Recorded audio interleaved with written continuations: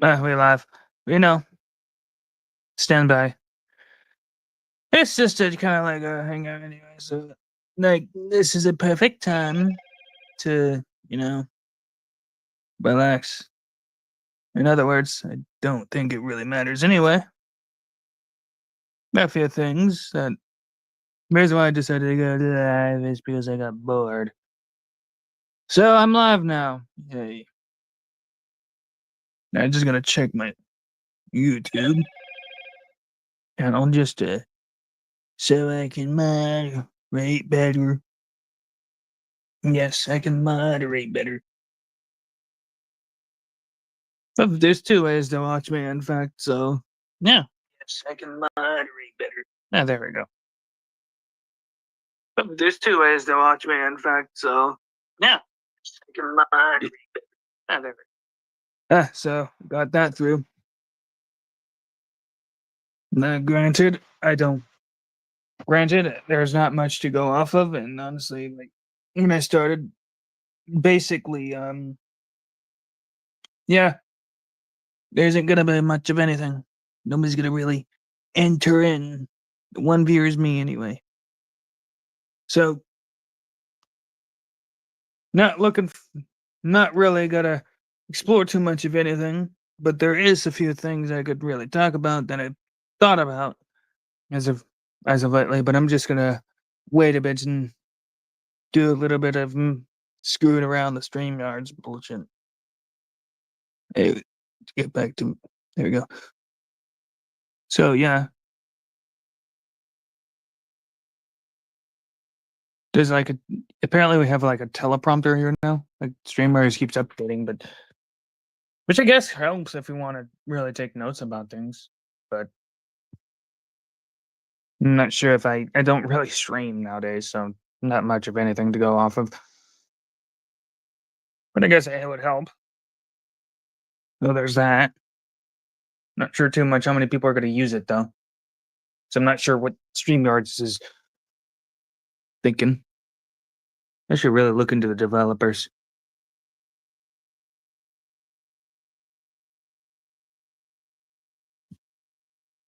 That's happening in the Discord, and still, that's another thing. Like that I could easily talk about, but not really much to say because anything I say here won't mean much anything anyway. So yeah. I should upload more often if I do want people to care, because I don't care. So it's hard to care about the things I do. Show comments on stage, I could do that, but no. So still kind of rolling back and letting people come in, roll in. So yeah. So let me screw around the StreamYard. Oh no, don't play a song. I didn't ask for a song.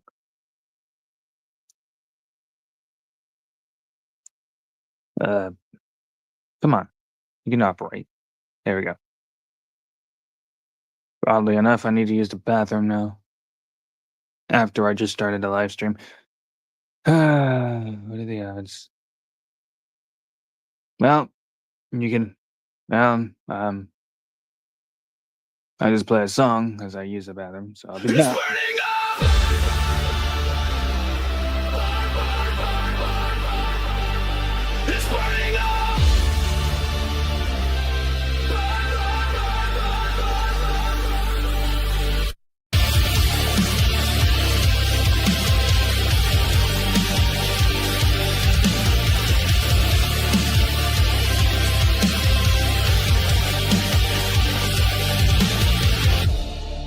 Walking in through the heat, the ground burns my feet.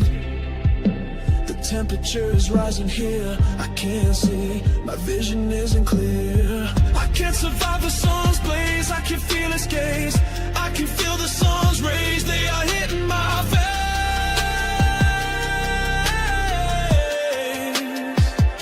I'm feeling the glow, I can't see my way home, I'm lost in the glow, I have no way back home.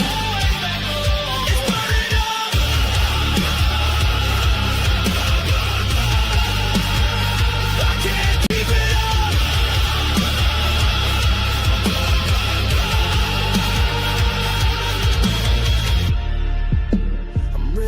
my life. I'm water deprived. This was never contrived, and now I'm getting bored alive. I can't survive the sun's blaze, I can feel its gaze. I can feel the sun's rays, they are hitting my face.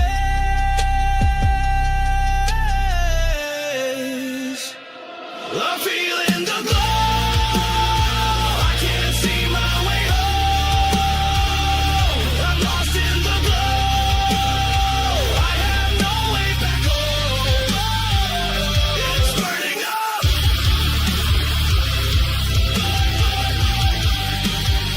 I can't keep it up.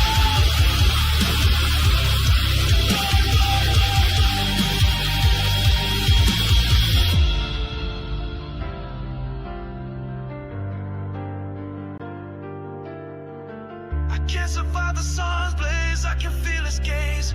I can feel the sun's rays. They are hitting my face.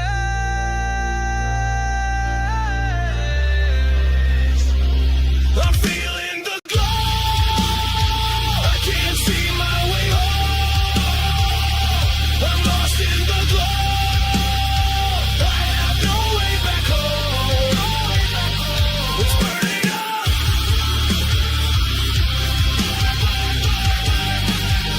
I can't keep it up.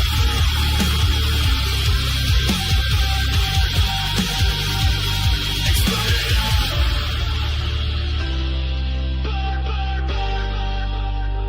I can't keep it up.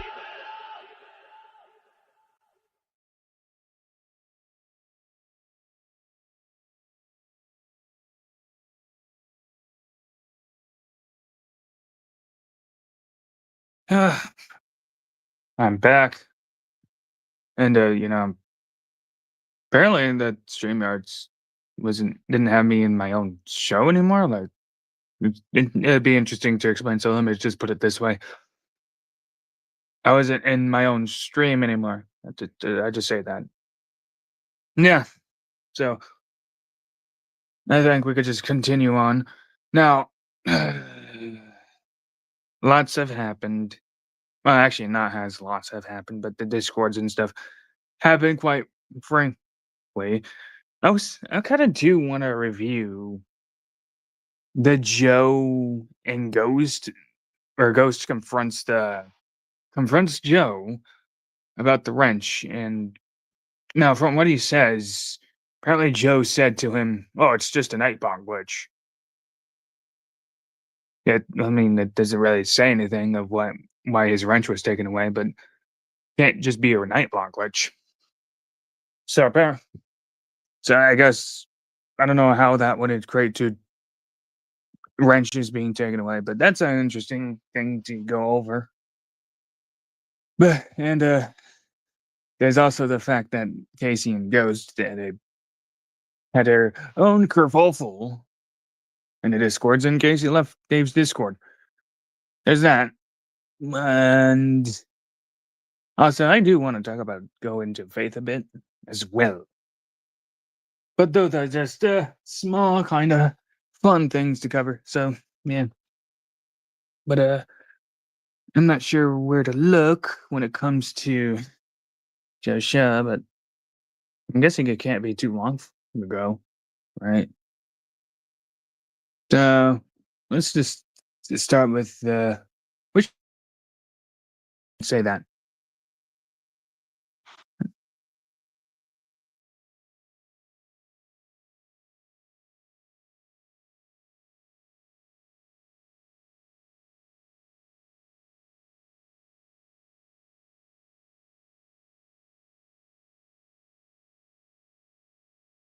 Marriage is gonna be one of those things where you're trying to stay on, but then it's like, yeah, nope, you can't be here anymore. But, whatever. Uh, you know, not that it matters anyway, but I guess I can just do yeah, why the hell not? I do want to cover this anyway. Not that it's gonna mean anything if I cover it, but yes, I will do it. I'm just gonna look for it. Guessing it was on a Saturday, I believe that did took place. So this would have to be like Joker with all his friends stream live.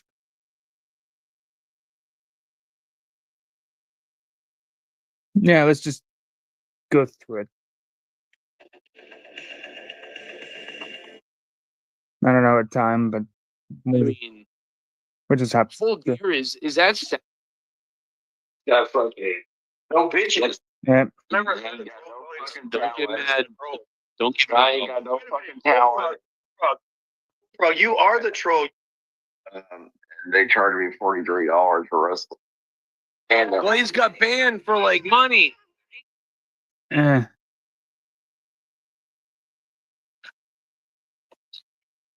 No, is anyone in your ear right now about Joe? Okay, we're here. So I reached it. I just kind of scrolled up and down just to find it. is anybody that Canadians? Let's go back. Sickest, weirdest thing I've ever heard. Like, I don't know. I don't think anything will ever compete with that. As he's telling Roseanne this, and he's like, "Well, I haven't gotten." Started touching me when he put his hand on my shoulder. Well, then that's when you fucking call the police.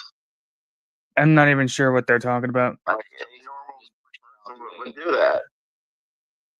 But I don't think your story's adding up, though. No, he took a shock. He said he was hungry. He like, look at my stomach. I haven't eaten anything.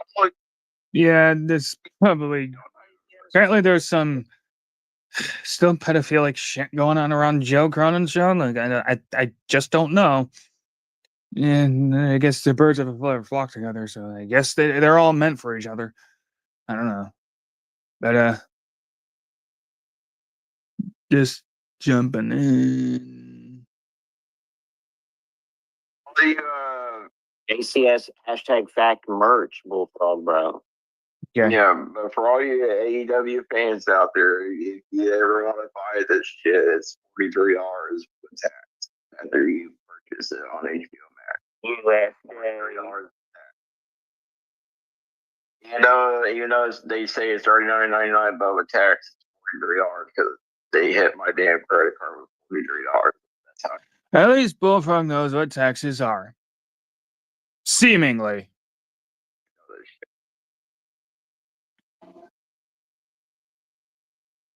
Okay, kind of. Okay. They Wrestle over Leia's panties, bullfrog.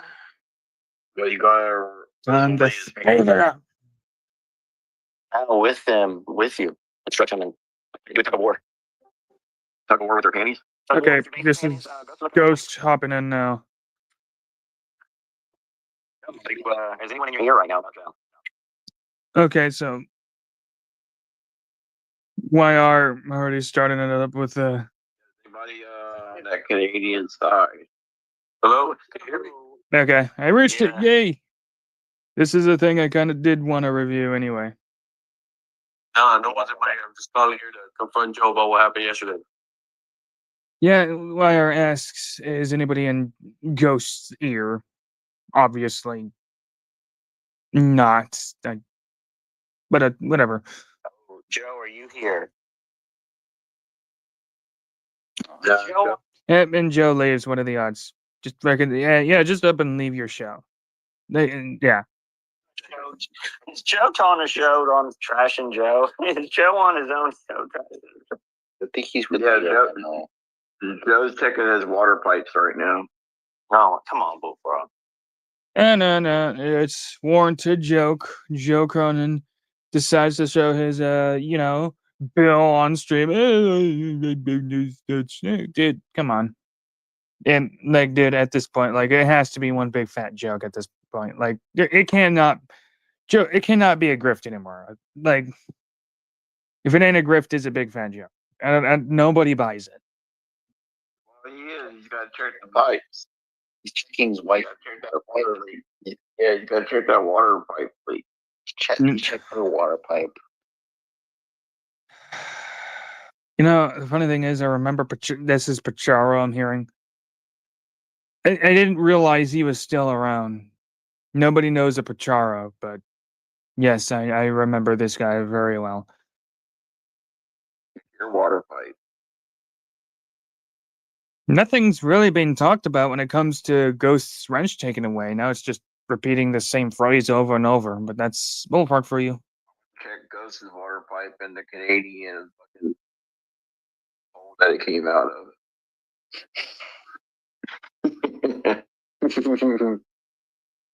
WWE water pipe. Ghost loves Joe's gonna fuck up that All right, that let's just like more words on. loves that Canadian border. seriously. How does anybody watch this stuff? I don't know. Like, you're not talking about anything substantial. You just keep repeating phrases. I really don't understand. Joe has a medium pipe. On that pool pipe 69. What the fuck? Sexual We get close to references. celebrate and worship Joe. You celebrate your YR. Hey, just so you know, they just confirmed it in a 2 times speed. Like, yeah, they're kind of worshiping Joe. Celebrate your nays. Fuck, are you the Paul Heyman of Joe? Oh God! Like, that's Pachara, guys. Yeah, I'm just no YR is my Paul Heyman.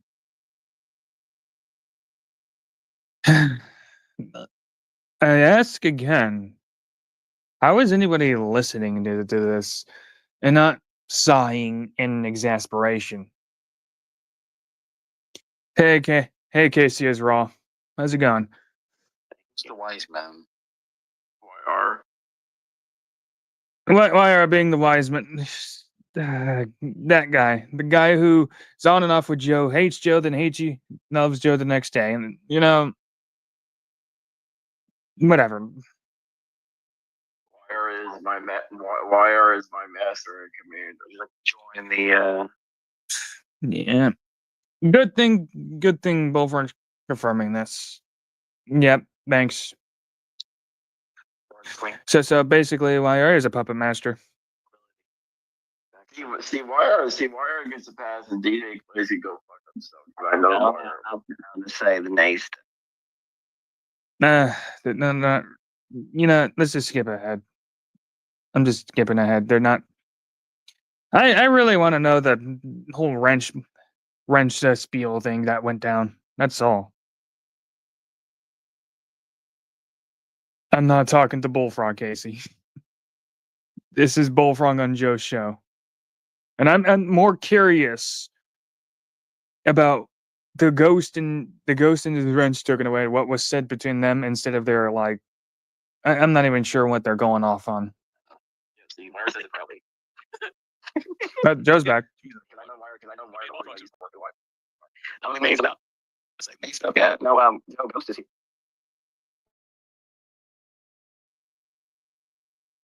So we're here now. We're at the point now. We're at the point now where I think they're going to address it. That's just what's going on here. So let's. Apologize.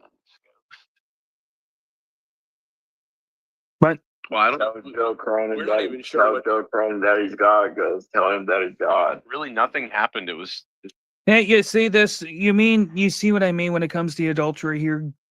Like Bullfrog, YR, and pretty much everybody on there, or at least almost everybody. I don't know about Ghost or Pacharo, but YR and Bullfrog so far are pretty much showing that they worship Joe.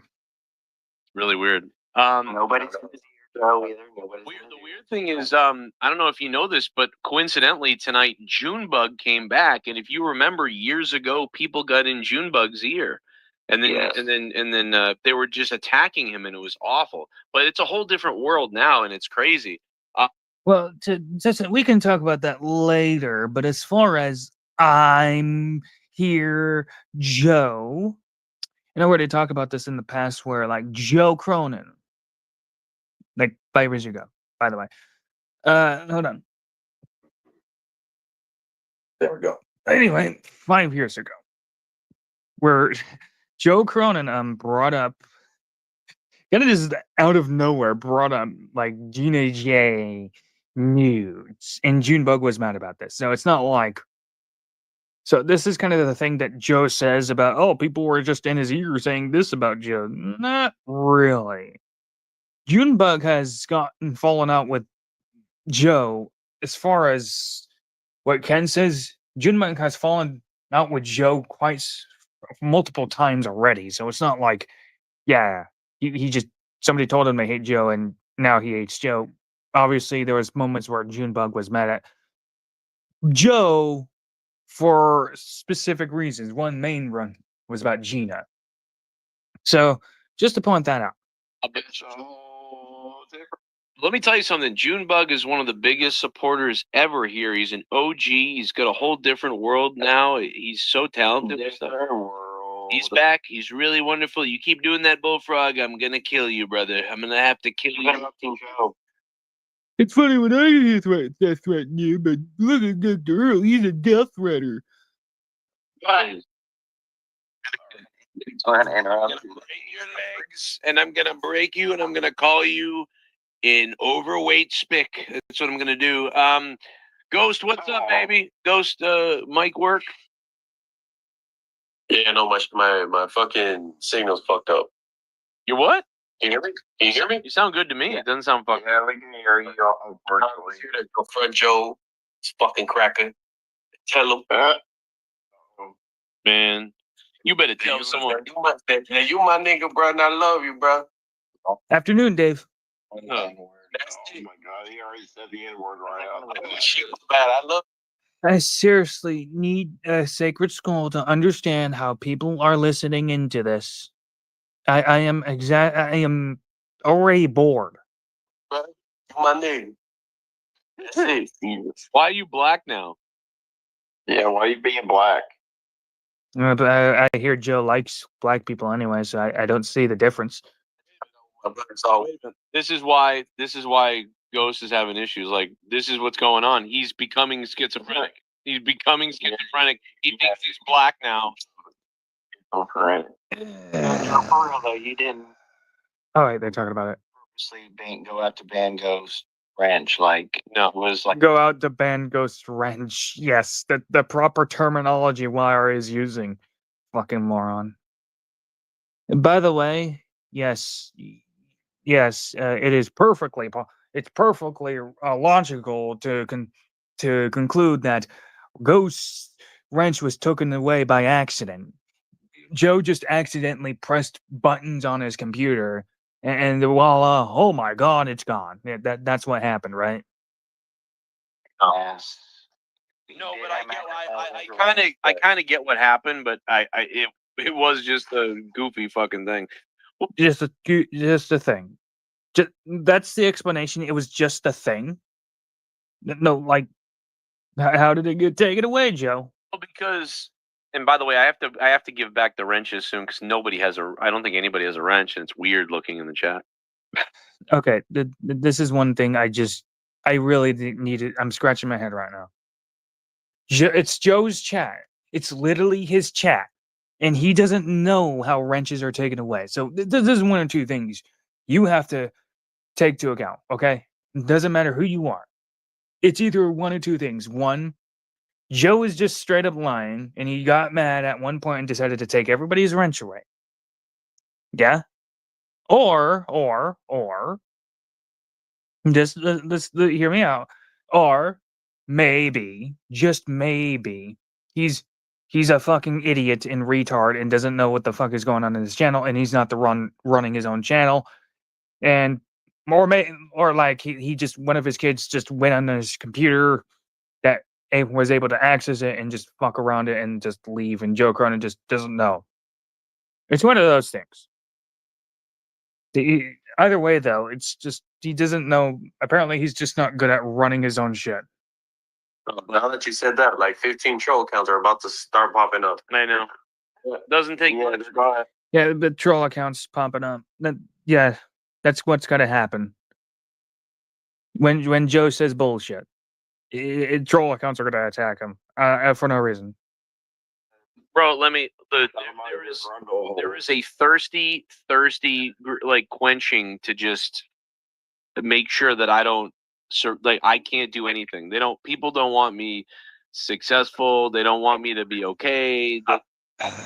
Well, it was me. Yeah, that's has to be the answer. Seriously, I don't get it.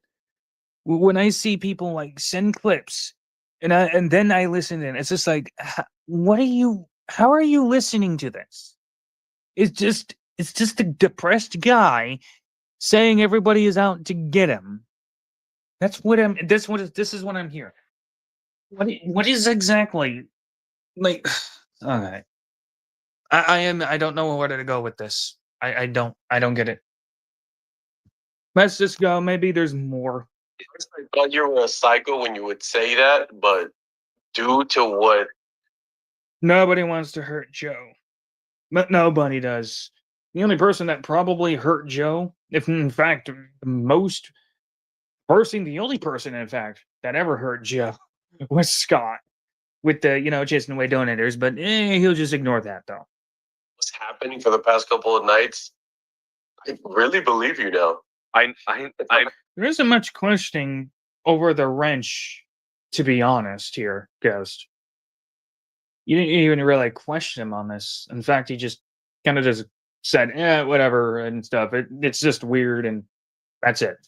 And went on to be like, yeah, the trolls are gonna hurt me and stuff, and they want me to die and not be successful and stuff. Because that's totally what the case is, right? People just want him to fail.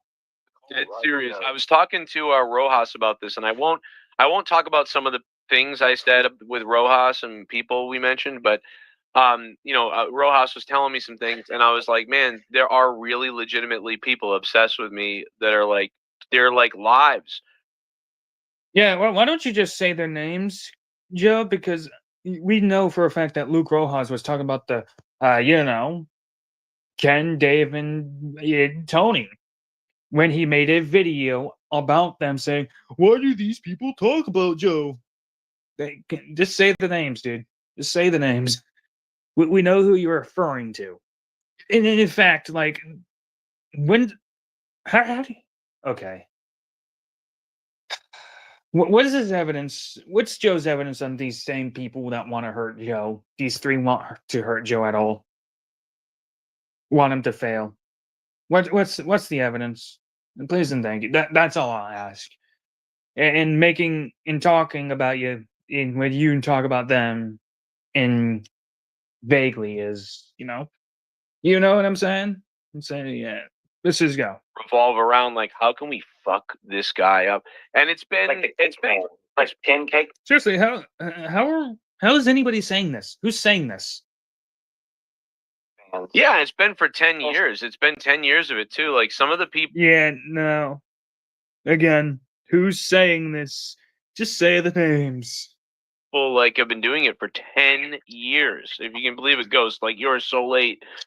But and there's many things that Ghost that there's people like around that you might be around that I'm like you, but whatever. I don't tell you what to do, but there's just a lot of bad stuff. I know how to divide shit. When somebody comes and tells me something, I'm like, all right, cool. There's something wrong with you because I haven't seen that. So right. I just go about my business. But I did see one person that I was like, no way, there's something really wrong with you. And to that, I'm assuming he's referring to Casey, because he and Casey, like, that's another thing to talk about. Like, he and Casey have been at each other's throats, and I'm guessing this is where he's going to bring up Casey as wrong. One person I know you're hearing because you're a stalker. I'm going to dig up your dead wife and shit on her remains.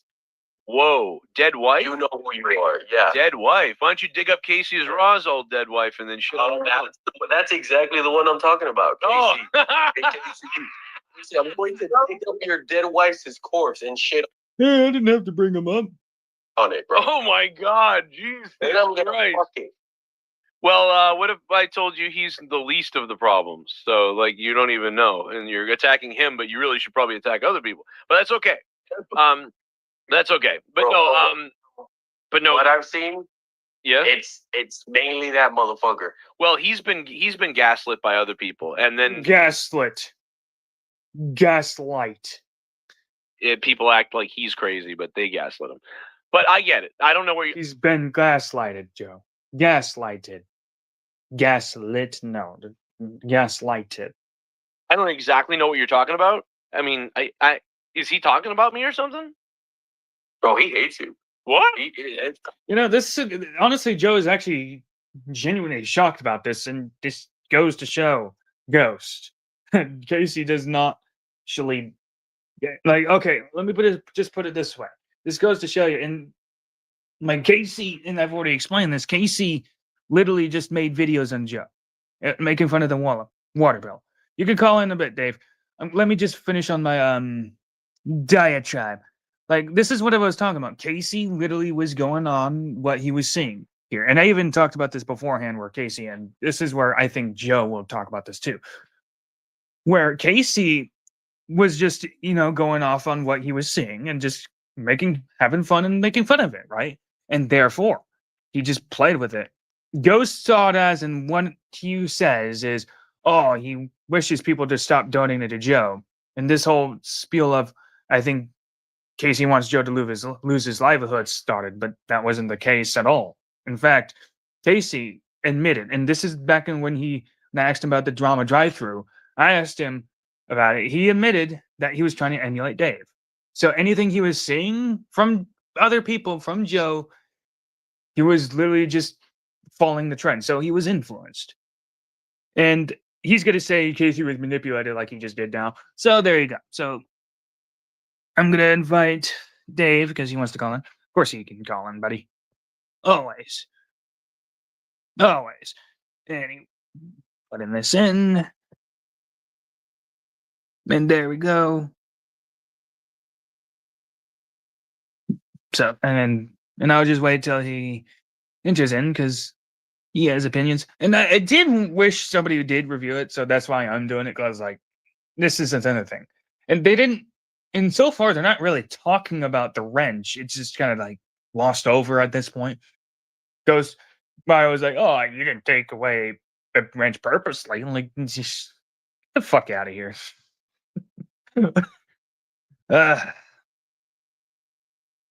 Man, anyway, I'll wait for. I feel like he thinks that he's his wife, dude. What? He's like, His wife. he's like a sweetheart. Joe is literally shocked. He himself does not see Casey doing this. Like, when he's talking about other people, he's literally referring to people like Dave and Ken, right? So, yeah. Like, he hates you with a passion. Like, Shut up, Bullfrog. You don't know that. But he's like, what? He's like a sweetheart. Oh, no, bro, no. No, my God. I'm just going off of what some guy Ghost says. I really don't know. Shut up, Bullfrog. Like, he doesn't know. He just hears some. This is how Bullfrog is. He hears something and he just rolls with it as well.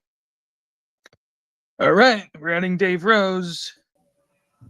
Hello, Dave. You're on stage. What's going on? Thank you for taking my call, despite the fact that it is earlier in your show. From what I've heard, I didn't tune in at the beginning. Juggling a lot of things like laundry and other, normal adult things. But we have Joe Cronin, who still refuses to say my name, and it's hilarious. He's said other people's name, including Ken's, but it's my name that is the one that is never uttered. I'm like basically Voldemort, I guess. Like, you cannot say his name. And then you have these like, oh, whatever, I don't know. How he ends certain conversations so as to put an end to it, like, oh, well, I don't know, and then whatever, and just moves on from the fact, like, because we just heard earlier, it's just like, yeah, well, Casey's the least of your problems. Like, there's a lot of other bad people out there, and like, they're doing bad things. And obviously he's referring to me because, again, Ghost is being confronted at the fact that he's been hanging out with me, that he's in my Discord, that I'm perfectly, willing to admit that he is, and so is he. That he's disagreed with Casey, and like, but he's also donated to me, and it's just like, that doesn't fall well on Joe, and he's not pleased with that. But he can't he can't bring himself to raise my name, but he'll still certainly question Ghost from the Coast as to why he has his affiliation with me. And he actually prefaced it with saying, "Oh, I would never tell you what to do or anything, but I got to tell you one thing: you got these evil people that you're associating with." So, what is that supposed to be seen as? Please continue. Clearly, and this is what Joe is trying to allude to, and this is where he says, "Oh, Casey's a sweetheart." I'm generally thinking that he is shocked that this is the first time, and I think he's trying to allude to the fact that Casey is influenced. Now, I talked about this on your show too with Ghost. Like Casey sees, and clearly he saw the water bill. Clearly, he thought it was a joke that he wouldn't even pull this. I talked about this beforehand. Clearly, the water bill is a joke at this point. I am convinced that it's one big fat joke. There's no way. Joke. That's the thing that I fucking said. Yeah. So, but for Joe, especially Joe, I think he even sees that as a joke too. Not it's. I don't even see it as a no, but that's the thing though. He's done this in the past where people make fun of him of a certain thing, and he's like, "Okay, I'll run with it and I'll make a joke out of that." So he's done that in the past, perfectly fine. Yeah. So basically, I'm saying that as a joke for Joe, and Casey's running with that and made jokes the same way. And I think Joe was saying, not so much.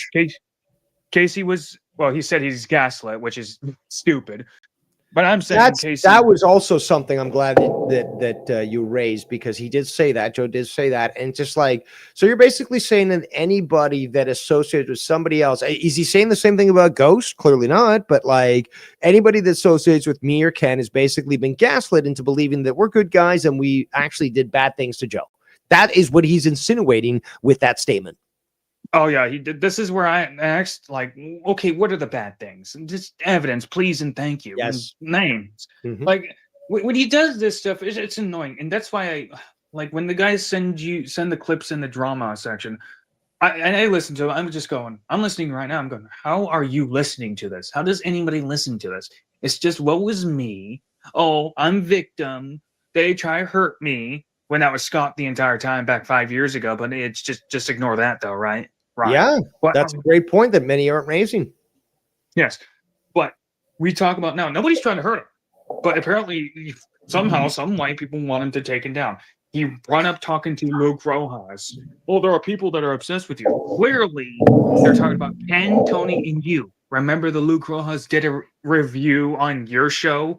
Yep. They're like, how dare you talk about Joe Cronin and bring up actual points? I agree with him, but how dare you? It's like, wait, you know these things and you're defending it? So why not just, I don't know.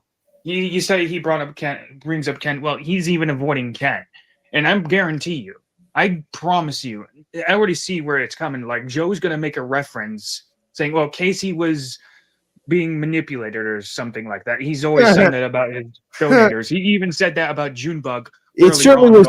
It was because me and you fucking badgered Casey so much that he made fucking so many AIs about Joe's water bill that me and Out with Cows was like, maybe this is a little excessive because you keep fucking spamming my fucking drama chat with all these videos on Joe. And it's just like, dude, I get it. The water bill, it's a lot. Yeah, it's, right now it's moved from fucking joke and shit. Because like even Ken made a fucking donation on the water bill. Hilarious, again, commenting on social things. That's what somebody who does a show like this does. But like even Ken was telling me, he's like, you know what? I'm done with the water bill fucking donation. It's funny and shit, but like it's too much. Like, and I'm pulling it back. But like Casey just bam, bam, bam, all these fucking things. And it's just like, dude, that is a little excessive. And it seems like it's obsession because, okay, we get it. The water bill. I reviewed that shit. He shows the pink slip and all that. Like, it's kind of not cool. And Joe was like saying, oh, these people want to see me fail. No, the fact is he's a liar there, straight up fucking tongue, split tongue devil fucking lying there, because both Ken and I on air have said we want to see this guy do good, but we also don't want to see his family destitute. We don't want to see his kids unable to fucking take a bath, like we don't want to see that. So any fucking word to the contrary and direction to us is not only false, it's malicious statements that are untrue. Yeah, but on to Casey. Like Joe is going to allude to the thing of like the manipulation. I more alluded to the fact that there was influence. Casey saw something, and yeah, he ran with it. And yeah, if Joe were to say there was influence, fine, I agree with that, but it's not manipulation. No one's telling Casey to do these things, and he's going to try to be like, oh, this is Yeah. the people. Well, you're mad at the wrong people. Well, like True. Casey, let's be honest here. Like you said, Casey was pretty consistent about this. But don't get me wrong, I do still question the livelihood state. Trying to ruin the livelihood state, wanting Joe's That was livelihood ruined. told to me. I repeated that. That's all it is. It just like fucking and I've got again, this is a criticism to oh fuck, I'm losing my train of thought here. Ghost. Yeah, well, yeah, to Ghost, but also a criticism where so Ghost, for example, said, "Oh, well, Ken said that Ghost leaked information to Joe," and I was like, "No, he didn't." And Ken said, "No, he didn't," because it wasn't the case. Is the fact that there is consistency. Anthony, you may have brought this up as well. You were fucking the most level-headed of what was going on during that in my drama channel, but it was just like, no, he is speaking on experience because this has actually happened in the past where somebody was let into a server and they saw things that were against their cultish mentality. So they went to Joe and they fucking, said these things, despite the fact that, again, most of the stuff is anyway said on air, on streams. Like, you're not willing to fucking hold back on what you say. Neither am I. So, and Ken as well. So like, there's people who are talking about this. So like, these people would go and leak this information, and not just Joe, other people. And then, there was obviously a track record of people that were invited, unfortunately, to servers that would then go and start to try to start shit from what they heard on a server. And those people were removed. So again, that's experience from what happened. So Ghost was out of turn in criticizing Ken by saying, "Oh, well, he accused me of this." No, nobody accused Ghost of anything. They just said, "This is what we've experienced in the past. Maybe this is a possibility." But nobody accused Ghost, so I called him out on that as well. Well, I'll touch up on that later on, because that does honestly need a bit more context, and I haven't witnessed this. But back onto the Casey, because this is a bigger thing. Okay. I guarantee you, Joe is going to be like, "Oh, like Casey's been manipulated. He's only doing this because other people are telling him and stuff." Well, like, no, nobody's gonna tell. Nobody's telling him that. Like, if we're the ones telling them to pipe down from all the fucking AIs, it's certainly not us who fucking encouraged them to do it in the first place. It was Casey and Casey alone. So to say that he's fucking gaslit by us it's insulting, really. Not just like laughable, it's insulting. It's like, how dare you fucking think that we can, and Casey should be the maddest. Should be like, how dare you say that these people can control my mind? I do my own thing based on what I choose to do. Is especially the fact that Casey, regardless of what people think of him, he's capable of normal thought. That's kind of the why I'm trying to tell. I know that he's not retarded. He's certainly not in the level dysgenic fucking, primordial soup type thing. Like Bullfrog he's barely sentient, to be quite honest. He's barely sentient. I mean, the fact that the government that just didn't decide to euthanize him, speaks a lot about the fraud in American politics. But again, like Casey's not Bullfrog. He knows what he's fucking doing. Yes. So this whole thing, and I promised you, Joe's gonna say this. You gotta. No, let's just listen into this. You're gonna hear it. He hates you with a passion. Really? By the way, Bullfrog is sitting there saying like, Casey hates you with the passion, Joe, like as if he would know anything. Like, dude, shut up. Yeah. Like, dude, he doesn't know what left, right, up, or down is. Why is he acting like he knows what Casey does? Yes. Good point. Nah, just going on though. Let's continue. Yeah, that's weird. That's why I'm telling you this. It's fucking insanity. What? Casey, I hope you get hit by a bus tomorrow. Wow. You hear how baffled Joe sounds about this. So even Joe is kind of shocked that. No, he's playing. He's playing that. He knows exactly what's been going on because he's been listening to me, and it's reflected by some of these comments that I was saying about earlier. He won't say my name, but he's saying, "Oh, you're associating with people and they're gaslighting you." He's referring to Dave Rose. I'm more referring to Joe's ambiguous nature, where he's acting shocked.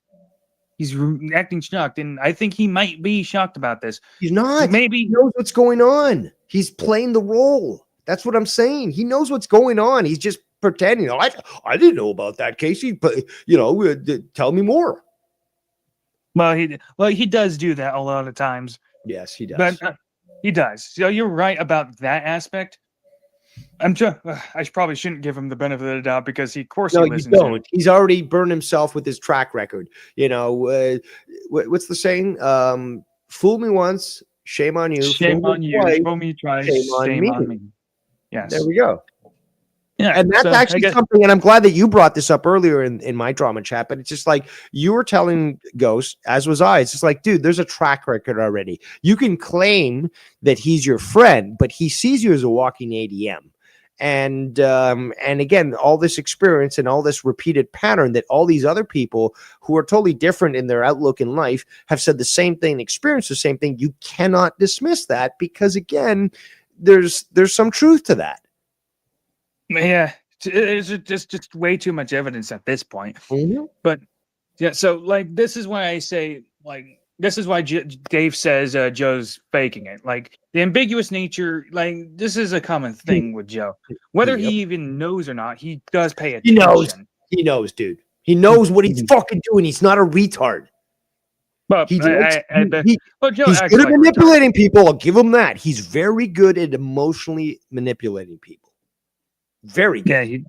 That's true. But I gotta listen to his way of explaining of I guess he was just manipulated. You should really be going after other people. Right. Shut up, Bullfrog. Wow, he was always he's like silly, stupid, dude, Bullfrog. I don't know why he talks. Like, does this guy not shut up? Nope. Yeah, like he left a while ago because he kind of he believes things about me that people say. And then what people? What people? About, yeah, right. Well, he just believes people about what they say about me. Before I came on the show, Bullsy, before I came on, you were like, "What people? What are their names?" And the same thing applies every time he makes this blanket say, "Oh, the people." Name names, because it's not the people. If it was, then you'd be booed out of this place. But it's a certain select few that you're referring to, but you won't say their names. Please say their names. Yeah, well, I don't say names though, so it could be anybody. That's the answer you get. It cannot be this hard. Like he always does this thing, and you just started right now. Well, it's other people that he listens to, and now he hates me and stuff. Who's that? Who are these people he listens to? Yeah. Can you point us to an example so we can make up our own minds like humans, or are you going to dictate to us what the truth is and be the arbiter of morality? Right. People are in his ear. Oh my, dude! Bullfrog is really irritating right now. He pulled a mellow.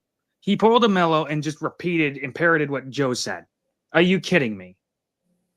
Like, dude, why is he there?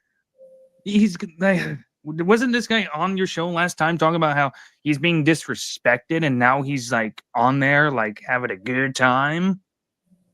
Which one is it, Bullfrog? That's right. No, I can't figure out my stories, but right now Joe's treating me good, and I can talk about fucking getting froggy with people. So yeah, you know what? Ken's not my best friend. It's Joe. That's what's happening right now. Literally, that's what's happening right now. Because when the retard gets the attention, well, that's their best friend. And if it's not that, they'll try to fall back on Ken, as we heard. So Bullfrog has always been entitled. So this is why I always chuck it down. I've said, yes, he's either so retarded. It came down to that. That's the thing, is that in this community, things get so insane that it came down for Dave Rose essentially saying, I need to see your papers. If not, we're going to have to figure out what this whole niece thing is about. And he showed me his papers. It was a fucking binder that was like 4 inches thick. And I had to cut him off because he page after page after page of actual clinical diagnosis on Bullfrog, saying this guy is fucking retarded. He can't take care of himself. And although he has limited skills in regards to being able to cook for himself and all that, use the internet somewhat, but like he cannot function without some sort of guidance from the government. And I saw that I saw those papers, dude. I saw those papers. I was criticized for it, but like, if it wasn't for that, I would still suspect that maybe this guy was saying the truth when it came to his niece and all that. And that was all fucking questionable, in the past. So once I saw that, I was like, okay, you're a certified retard. I see the government fucking documents. They issued you a fucking binder of this stuff. I understand legal documents, and that's legit. So enough. Don't show me anymore. Okay. I won't fucking mention the niece thing because clearly it's just you being a retard. But that's the truth, dude. That is the truth. I saw those papers. I was criticized about that. But again, up to that point, he was talking about molesting his fucking niece. So, you know, what are people just going to ignore that shit? You know, like Dave, that whole story, like, yeah, I believe firmly now that Bullfrog is that fucking retarded. But they did, like, believe it or not, this whole thing wasn't started with Bullfrog. It actually started within Joe's Discord on hold session. I was there at the time where it started being speculated more so as an indoor joke as Bullfrog loving his niece. I'll put it that way. And that's where it started. And everybody kind of just like from there kind of spread it.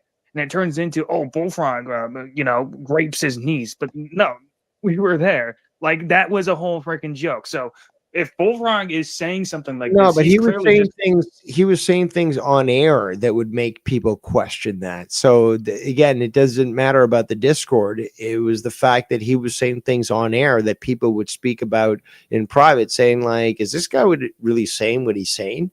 And even Joe would question that sort of thing. Well, even so, like, the whole started with the whole thing in the Discord, and honestly, Bullfrog is the kind of guy who will just say anything because it gets him attention. So this is how dumb he is. Like, this whole thing started within the Discords, and at the time he'd be mad about, being accused of this stuff. But when he says it on air, he thinks it's funny as well. It's just how Bullfrog is. It's either funny for him or he gets triggered by it. It's the same thing with the trolling. Like, sometimes you'll have fun with it, but until it happens to him, yeah, Bullfrog kind of trolls by, calling in and bitching about these same people, and then laughs when you're getting angry at him until you call him out. This is who Bullfrog is. Like, so I'm telling you right now, the whole niece thing, he's not capable of. Even if he says something like this, it's just a whole thing of shock jock, and that's the thing to do over there. So we have to look at it that aspect. Bullfrog she's not capable of this, regardless of what you heard.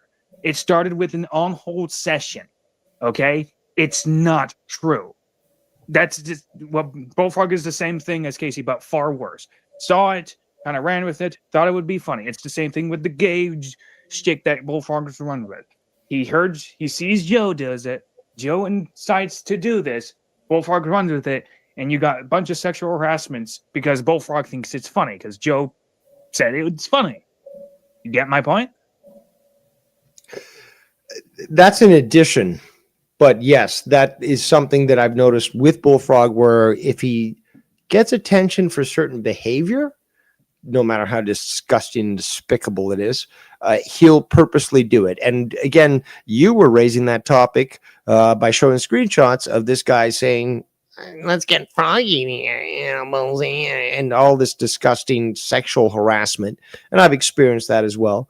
And it's absolutely disgusting, but that is absolutely, like you said, an influence by Joe, and not just Bullfrog. Bullfrog's just the best example to show it.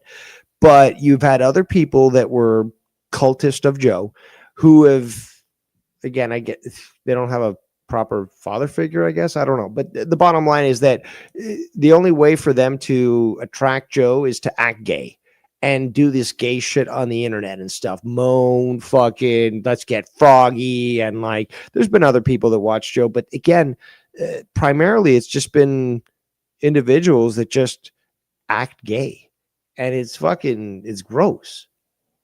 Yeah, and I was like I guess I don't know how to put it. Like, oh shit, what did it? Why did it do that? But That's anyway, all you yes, have I to say. agree. Is it's gay. That's as much as you need to fucking put it. Yeah, it is gay. So like anyway, so going off of that, point being, if Bullfrog ever said anything about his niece in the whole thing, no, just no, he does it for attention. This is who Bullfrog is. That's just he's an entitled little shit. If you don't give him it, you're a piece of shit. That's I'll put it that way. So let's listen in. No one's in his ear. No, they are. They are. No one's in his ear. They are. Yeah, no. Here's the thing. Oh, they are in his ear. Who told Casey to make those videos? Casey did. Nobody else did. So who told Casey to hate Joe? Nobody did. And in fact, I was, Dave, you need to know this. I was in fact called into a show and I brought up the, drama drive-through. Well, what was it called? I think it was drama drive-through, where I asked Casey, why did you make? Yeah, Casey. Why'd you make that stream? Why were you going at Joe? He was talking about like, it pissed me off and all that stuff. I was telling him, like, dude, you really had no reason to be pissed at Joe, especially for things that were happening since 5 years ago. So, like, now you're gonna be pissed at him?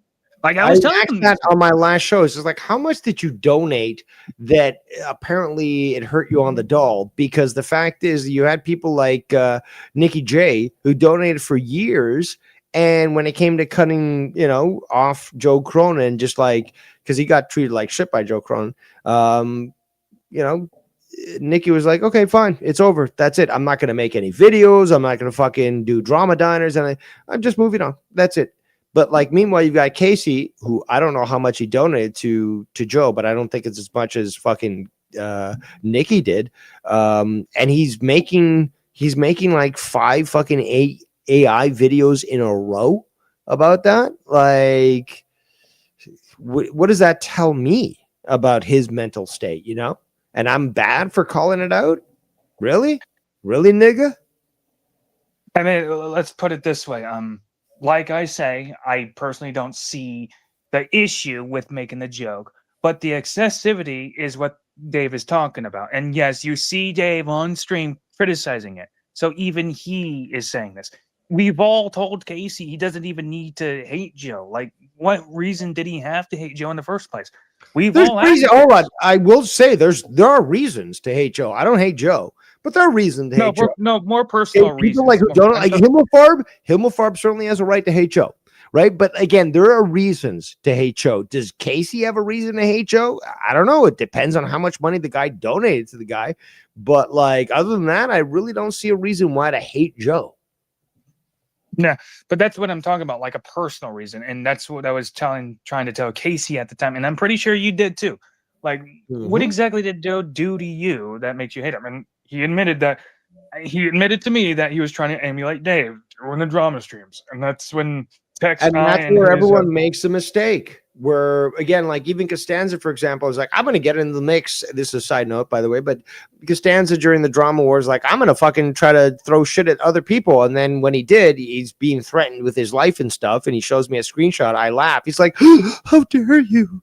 Like, these people are threatening me. It's just like, but dude, I already told you, don't get involved in this shit. I fucking said that from the beginning. If you know what you're doing, you might not want to get involved. But if you do, you're gonna fucking face retribution from some of these other people that are involved. So it's like, maybe just let me fucking take the damage and you guys can just watch the show. But he did that. Costanza did that. So again, very similar with Casey and stuff. It's like, oh, I'm aghast about the reaction. It's just like, but dude, maybe you should have. And again, with my chat, that you Bullsy, continue to tell them, I've lost count, how many times they'll be like, you know what, Casey, just don't say anything.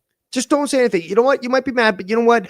Maybe it's best if you don't say anything. And what did he do? Double down and continue to say things despite the recommendations that you did, not because you were going to get anything from it, but because you were trying to be the logical individual. You told Casey, don't do that. What did he do? He fucking responds to Ghost, and Ghost now fucking goes on a tirade. Shit that I don't condone, okay? But saying shit about Casey's dead wife and all that. But it's just like, at that point, you also have to realize if you're instigating fucking Ghost from the Coast, you're kind of bringing that on yourself. And you had several people, including Bullseye, who was the most vocal, telling you, don't fucking respond. And you did it anyways. And then you got that response from Ghost. The only person you've got to blame is yourself. And I know that you're in there in the fucking the chat there, Casey. You're not showing up, but like because you've blocked me, apparently you've blocked other people. Hilarious, very pussy. But I've got the screenshots of people who have gone incognito into the fucking chat of this video. Dialog Den, misspelled by the way, Bullseye. But It's maybe the Hello. irony of that is hilarious. But again, Casey, I know you're around. I know you're fucking listening. And that's pussy for you to block me, not just leave my fucking Discord, but block me and others in YouTube because why? You know? Well, we could talk about that later. But what I'm more focused on is Joe's lies about who told Casey to do it. And yeah, those are things. Don't get me wrong. I think I should talk about myself as well because like there's lots to get into that is not going to be talked about until I bring it up. And oh shit, so that's just the way it is. But when it comes to Joe, he is not now trying to tell Ghost no, like no, Casey was just manipulated to do things like as if somehow, some way we were like controlling Casey. But whatever. Anyway, let's go. Well, then he's just fucking stupid then. Well, I think it's possible. Really stupid people. He may have gone off the rails, but he may have gone like too far off the rails or something. But that's surprising because he's always nice. He's still like even not that long ago was like saying something nice to me, like not that long ago. Oh, really? Say something like what exactly? Like this is the thing where like he's now. You already brought this up where he plays aloof. Like this is the thing where I'm just asking. Casey in the Discords was like, "Oh, I haven't been around Joe since last year." So basically, like, who do we believe at this point, Joe or Casey? I don't think Casey's a liar. I know Joe to be a liar. You know. Yep. And pathological even. Pathological, yes. Yes. And Ghost, and this is another thing. Ghost was like, "Oh, Joe says this." Like honestly, like considering what you. Seeing Ghost at this point and what everybody's the information we're trying to relay to you, I'm still kind of shocked that you're still gonna be like on Joe's side with this. This isn't even saying don't watch Joe. This is like at this point. So like yes, you do. Yes, at this point you do. Nobody can claim ignorance at this point. Yeah, here's the thing. 5 years ago, like. You remember 5 years ago, Dave, where like we first met, we were talking about Joe. Of course, I was listening into Joe, but it was pretty obvious it becomes pretty obvious at some point where Joe is just trying to hide things. And if you remember correctly, where I asked a question about and this is when a while back, where he deleted a comment of mine where I asked him, "Hey, are you still associated with Scott? Because I saw a live stream you did with him together." And he was like, "Oh no, I didn't I'm not associated with him, I'm just defending myself." And he comes to me in DMs afterwards saying, "Oh, why are Dave again report my stream as a bashment and hate me, but you can hang out with him if you want because I'm about done with YouTube." 5 years ago, right? Hi, Minnesota Vikings.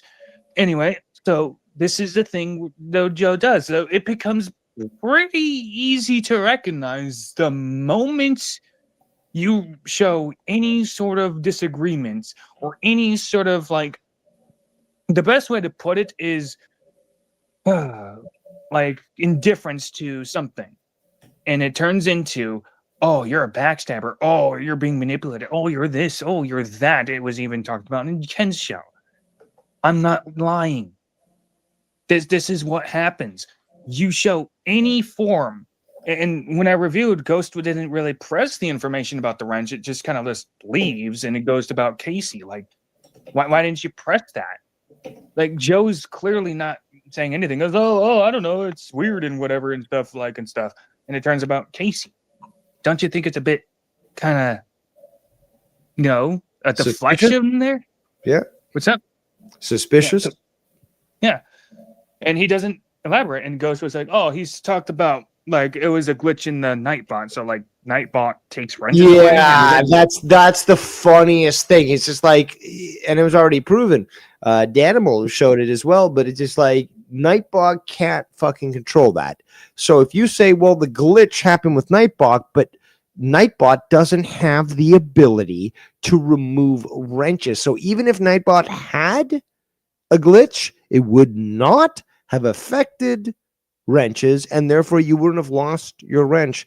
No, you've got to accept what both I and Bolsey have told you, fucking Ghost, is the fact that this was purposely done because he either heard you on my show or he just saw you in the comments or he heard me talking about you, and he made that decision to actively remove your wrench. Then, when confronted, he doubles down, lies, and says, no, it must have been a glitch. I certainly didn't do it. But then before that happens, we have Matt Cardone, he was given wrench again, although it's not the real Cardone, or it is, I don't know, all these fucking convoluted stories from Joe.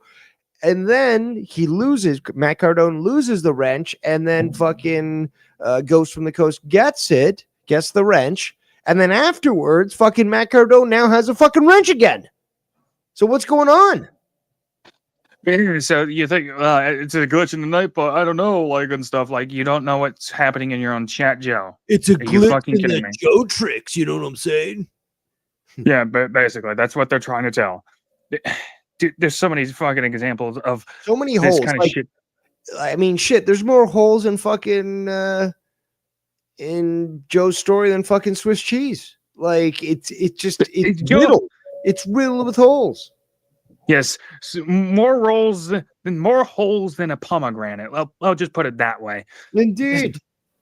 Yeah, like this is not even the first time Joe tries to spin his web of fucking bullshit. Like, and then he claims ignorance, and you called it out, being aloof. Like, oh, I didn't know about that. No, you absolutely did know about that because you were watching that shit. You're just pretending and playing like, you didn't know, but you did know. You did know, and you acted like you didn't. That's the worst fucking betrayal. Is it like somebody who's pretending to be stupid, although they know exactly what the fuck's going on?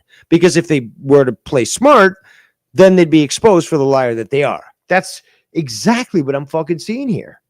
Also, yes, I need to go for a smoke, so I'm going to try to connect this on my phone, but we'll see if it works. Oh, okay. But I love talking about this. It's not even the first time Joe has done something like this. A while back, and I love talking about this, a while back where I was kicked from Joe's Discord. And this is my favorite because it was an obvious lie.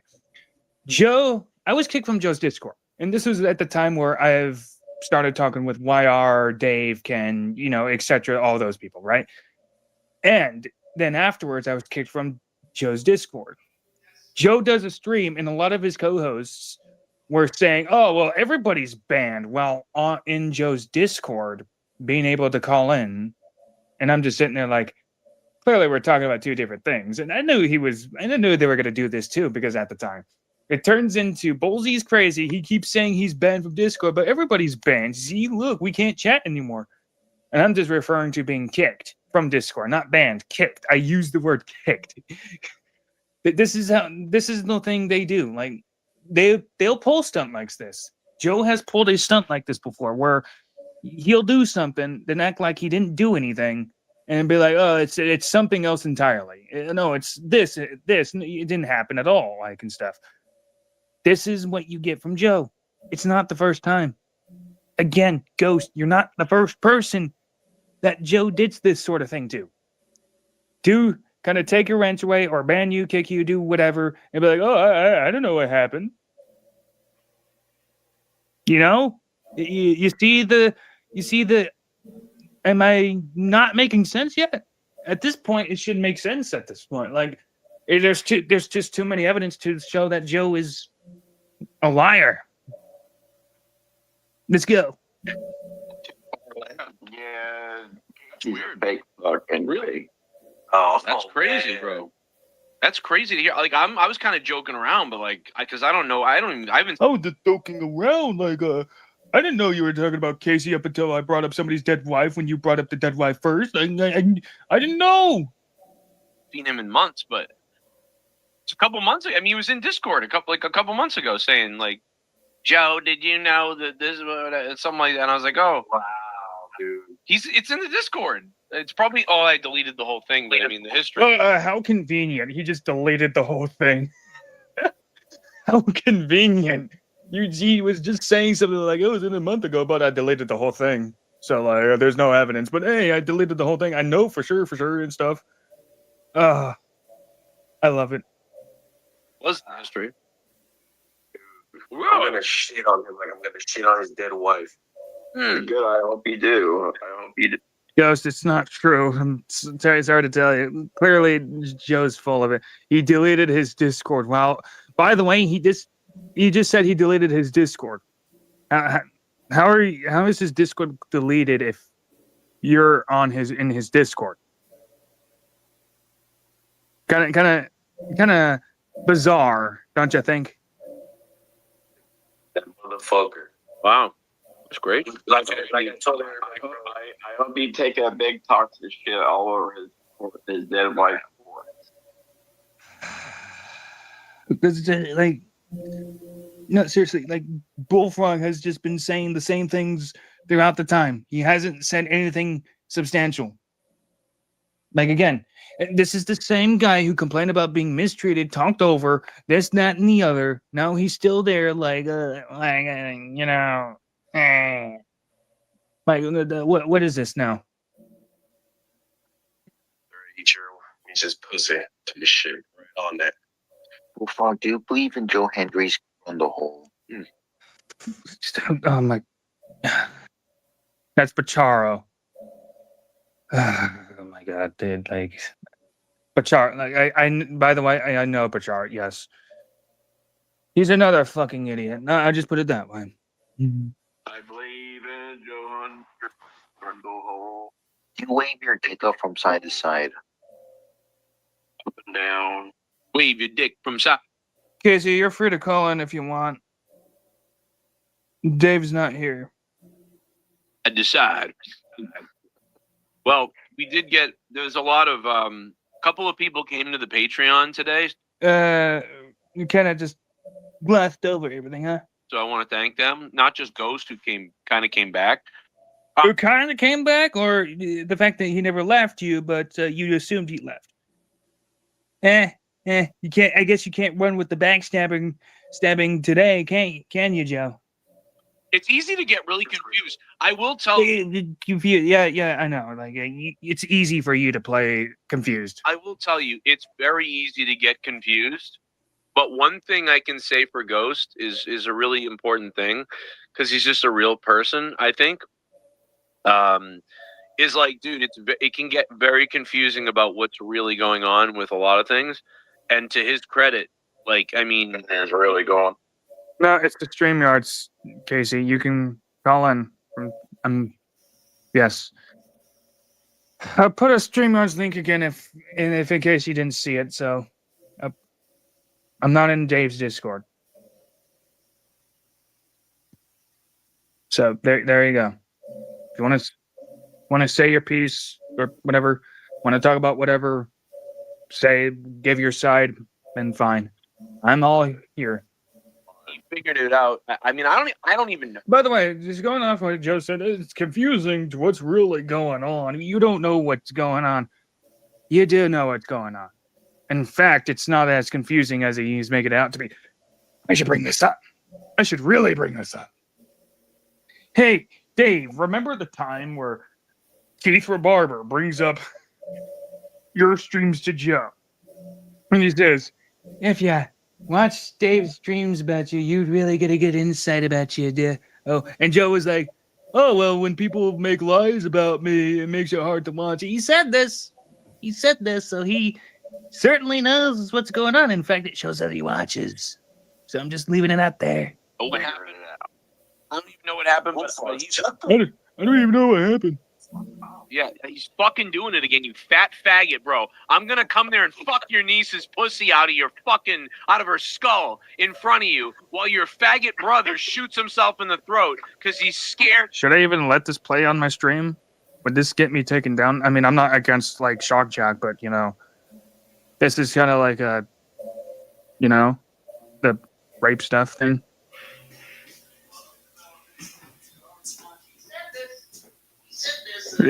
What's going on in the background, Dave? You are correct, good sir. Yes, but like I said before, like Joe definitely does watch. So like him going, oh, it's confusing what's going on. You don't know what's going on, but let me tell you what's going on. Shut up. Like you either know what's going on or you don't. Which one is it? Everybody, all right, motherfucker? Shut the fuck up when daddy's talking, okay? Before Oh yeah, I was also talking about how Joe is, threatening to do his knees, and so clearly it's not a bullfrog thing. It's clearly a thing over there now. Now it's like maybe it's just being a child molester is a popular thing over there. I don't know. I don't know what happened. I don't know why anybody listens into this anymore. How am I listening into this? This is a thing. Like, this is probably going to put me on FBI death watch or something. fucking fuck you like Casey's dead whore too. You fuck. So like, I mean, it's always been shock jock, right? You're not able to click on that stream. Well, you're watching. I presume you're watching on your like, on the portrait level where you do the, the shorts, and you scroll through the shorts and you find your stream and you click watch stream. No, Yeah. go to his channel. Go to fucking Bullfrog. Bullsy's channel. My bad. Go to Bullsy's channel and you'll see the live stream, and you can click on that, see the chat, and then you can click on the link. Even though you've got me muted or blocked in the chat there, and I can't see what you're saying, but I know what critical error that you are committing right now. Bullsy's trying to help you. Yeah. Yes, and Dave. Thanks for shouting me. Honestly, I would call you retard for calling me bullfrog, but I have dialogues misspelled, so I can. No, I also smoke the joint, so I can blame. And I'm autistic. I can blame. I know. Apparently, that pisses Tommy off. He can only be the autistic person there. That last episode that you were on there, and I made that joke because like you were like, well, I'm autistic, and he was like, no, I'm out, and it's like, dude, that would have been a great segue to a good conversation, but alas, Tommy, more autistic than you. He wins there, Bullsy. He's more retarded. Yes. So yeah, honestly, I speak his language too, so I don't understand why Tommy gets mad being like, I speak his language. So basically, yeah, you did say that. Yeah, but that was not you. But he was not happy about that. He's never happy about anything, sadly. But in regards to Casey, I mean, I don't understand how you can't connect. I could connect with my. He's able to connect. So like Dave, I'm gonna put him on, and you're able to let him speak, right? So like, what do you mean? It's just your fucking show. But like, I mean not talking Dave over. Rose. Dave Rose. Yes, Dave Rose might talk over people because he's on a run. But like when it's asked of Dave, okay, Dave, let this guy fucking talk. I'll keep my mouth shut. I'll mute myself if need be. Cool. So like this is where I'm bringing on Casey, and I want to hear what Casey has to say. So Casey, what is it you want to say? Well, I think it's bullshit with what Joe's been saying. Like, one, I don't even know why he's attacking my wife. Like, that's bullshit to go that route too. Like, he's a piece of shit. Like, I don't go after his family at all, or I don't even go after his fucking livelihood, unlike what Ghost's been saying I have. Like, I never wished any harm onto Joe. All I did was made a few jokes through AI videos. Of at least 12. At least 12. Okay. All right. So, like I said, I was just having fun with the AI deals. And if Ghost and Joe doesn't like it, they can suck my cock. I don't give a fuck. but they Well, go what, to what, Until they I'm going to pause criticize you right you, and then you're claiming to be a victim. So, which one is it? yeah. well, Well, until Casey, they let me just pause you real quick. Joe sounded shocked about you hating him. He was like, "Oh, do you have anything to say about this? Like, what was that? Is Joe lying about that? Like, give an insight. Like, does he know anything about you and his fallout?" well, I mean, honestly, it started where like I was kept on getting kicked out of the freaking Discord over there, but I didn't.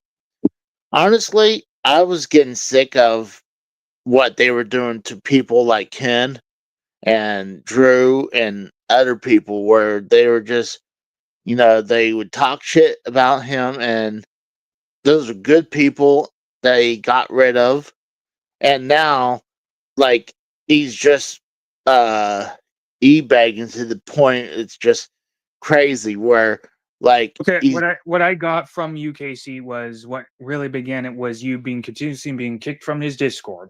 So, like, what other people went through really doesn't matter, doesn't pertain to you. So, you were kicked from Joe's Discord. Is that yeah, what I'm hearing? So, what Joe says, oh, he was just there last month and stuff, like he was saying these things, but I deleted Discord is so we can confirm that's more bullshit. yeah. So now to what Dave was saying, and to bring that up, he was talking about like how you were mad about like people going after you for the videos you made about Joe. So like that was he was trying to I allude to. honestly So didn't care about that, honestly. Like, I wouldn't go as far as saying you didn't care because you were upset about it. no, I just said I was getting wore down from had to made defending myself. I was debating between not only Dave, I was debating with you as well, like what I was going through it. And like I was trying just to say, hey, I was just making jokes. God forbid I was making jokes and criticizing Cronin. And then I get Yeah, but called. that wasn't my issue, Casey, What, because what, like what kind of jokes? What but no kind of that jokes? but here's the thing, Casey. Before you Trying, continue, Casey, the issue I didn't have an issue with the Discord jokes. I only brought it up and agreed subtly because one, yes, it was excessive, but I kept saying no. I don't see that as harmful, and in fact, I saw that as more you were going off of a joke, and yes, that there was influence part of it, and you were like, okay, this would be funny. That's obvious.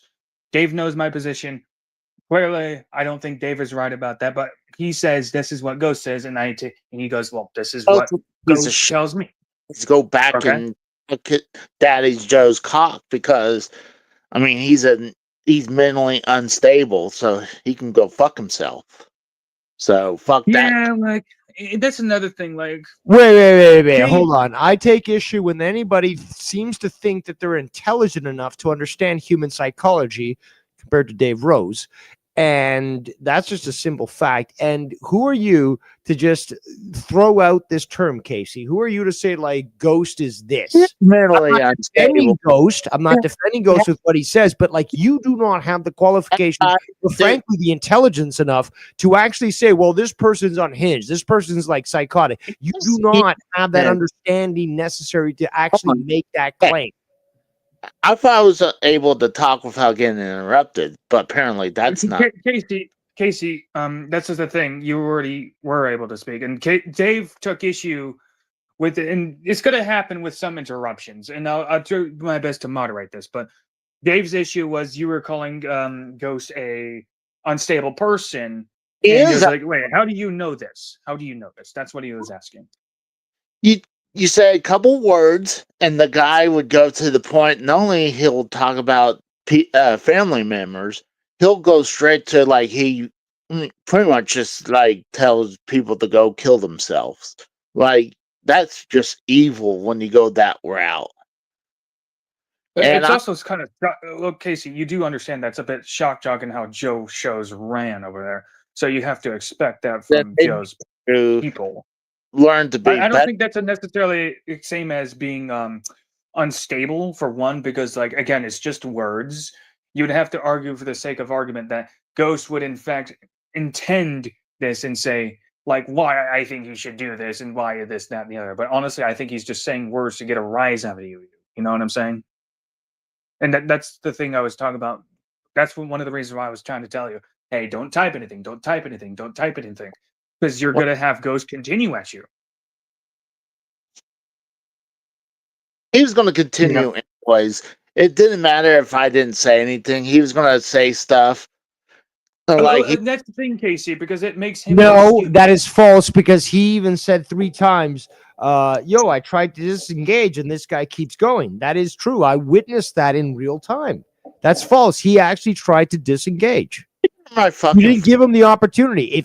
If for example you did, and then he went back at it, be like, you know what, Casey was right, and this guy was a fucking faggot. But no, you were the one, despite fucking Bullseye saying, "Yo, okay, he's saying this, stop it." You kept going, and Bullseye and Ghost was like, "Yo, dude, I tried 2 times now. I tried 3 times now. Like he won't disengage, so why should I?" And that's a valid point. That's 100% bullshit. That he. Like, I wouldn't be doing nothing, and then I would go back and look, and he would start poking the bear. And then, like, he literally went on Cronin's show and threw daggers from me, and to the point where then Cronin started to go on after me right after that. This was after what I just explained. So, and you deny it. You know what? Fuck this shit. Casey, do not get mad, please and thank you. He's only responding to what's being said. Okay, You're given a good portion. You're being given a good portion of a time to talk. Okay. You know, he's giving you a good. But Dave was my fucking friend, but he's taking Ghost's side for no reason. So you know what? Fuck it. Okay. Okay, fine. So then talk to me instead. All right. So what are you seeing in Ghost that is unstable outside of words? Well, honestly, he goes to the people are saying I'm obsessed about not only about Cronin, I guess about him, but I'm to the point where I'm had enough where I cannot stand it no more. Like I understand this, but like I'm asking about the unstable part. Like, really think about this, Casey. And I'm trying to help. I'm trying to be. I would. He goes after other people, not just me. He goes after Danimal. He calls Danimal a fucking pedophile when he admits that he had no proof into that. He just blatantly just throws accusations at there. So okay. And but that's what he got from Joe Cronin. Okay, again, you have to understand. He sees Joe Cronin as his boy. That's his words. So again, you have to take to account where he's getting it from. So it's not just an accusation he's making; it's an accusation from Joe. Danimal pointed that out to me. So you know what I'm saying, right? And if you were listening in, because listen in, if you listen in at all, you hear Joe Cronin talk about fucking dead wives. So clearly, the influence comes from Joe when Ghost says this. It's clearly emulating what Joe does. You know, you get what I'm trying to say. Ghost is not unstable. He's just saying some things. So he's easily convinced. You know, to the point where he's that's not what I said. That's not what I said. Listen closely. Influenced, not convinced. Convincing, it means you're trying to tell somebody and is trying to debate somebody and to see your side of things. Influence is kind of like somebody seeing what they're seeing and they're following a trend of somebody else doing it. You ever heard of like predictable programming? It's something like that where people do the things they see on TV. But that aside, yes, it is. It's the influence. You have to listen in. It's not in manipulation or convincing. It's influence, and I think that's what you were trying to say anyway. But continue.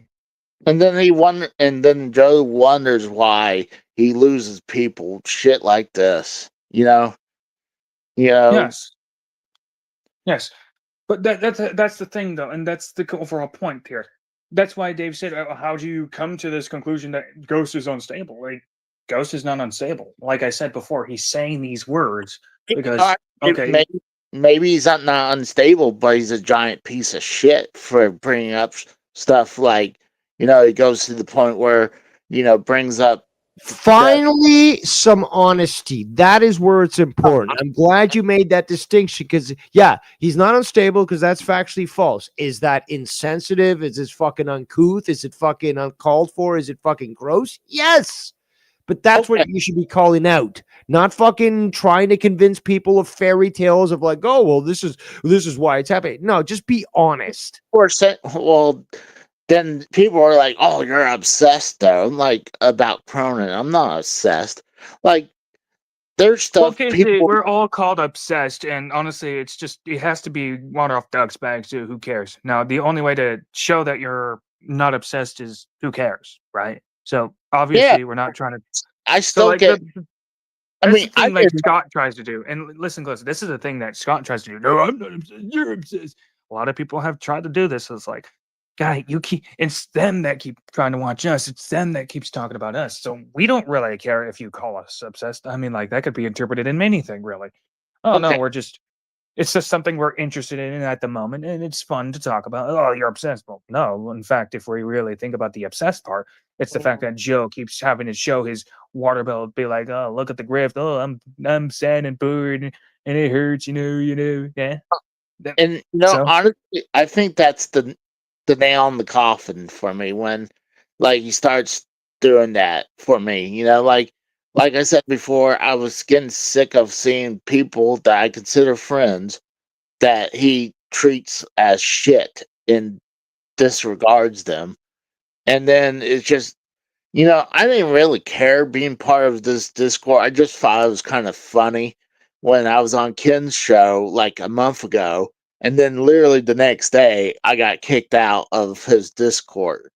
I mean, I'm not blaming 100% that was Joe because I know he has mods in his Discord.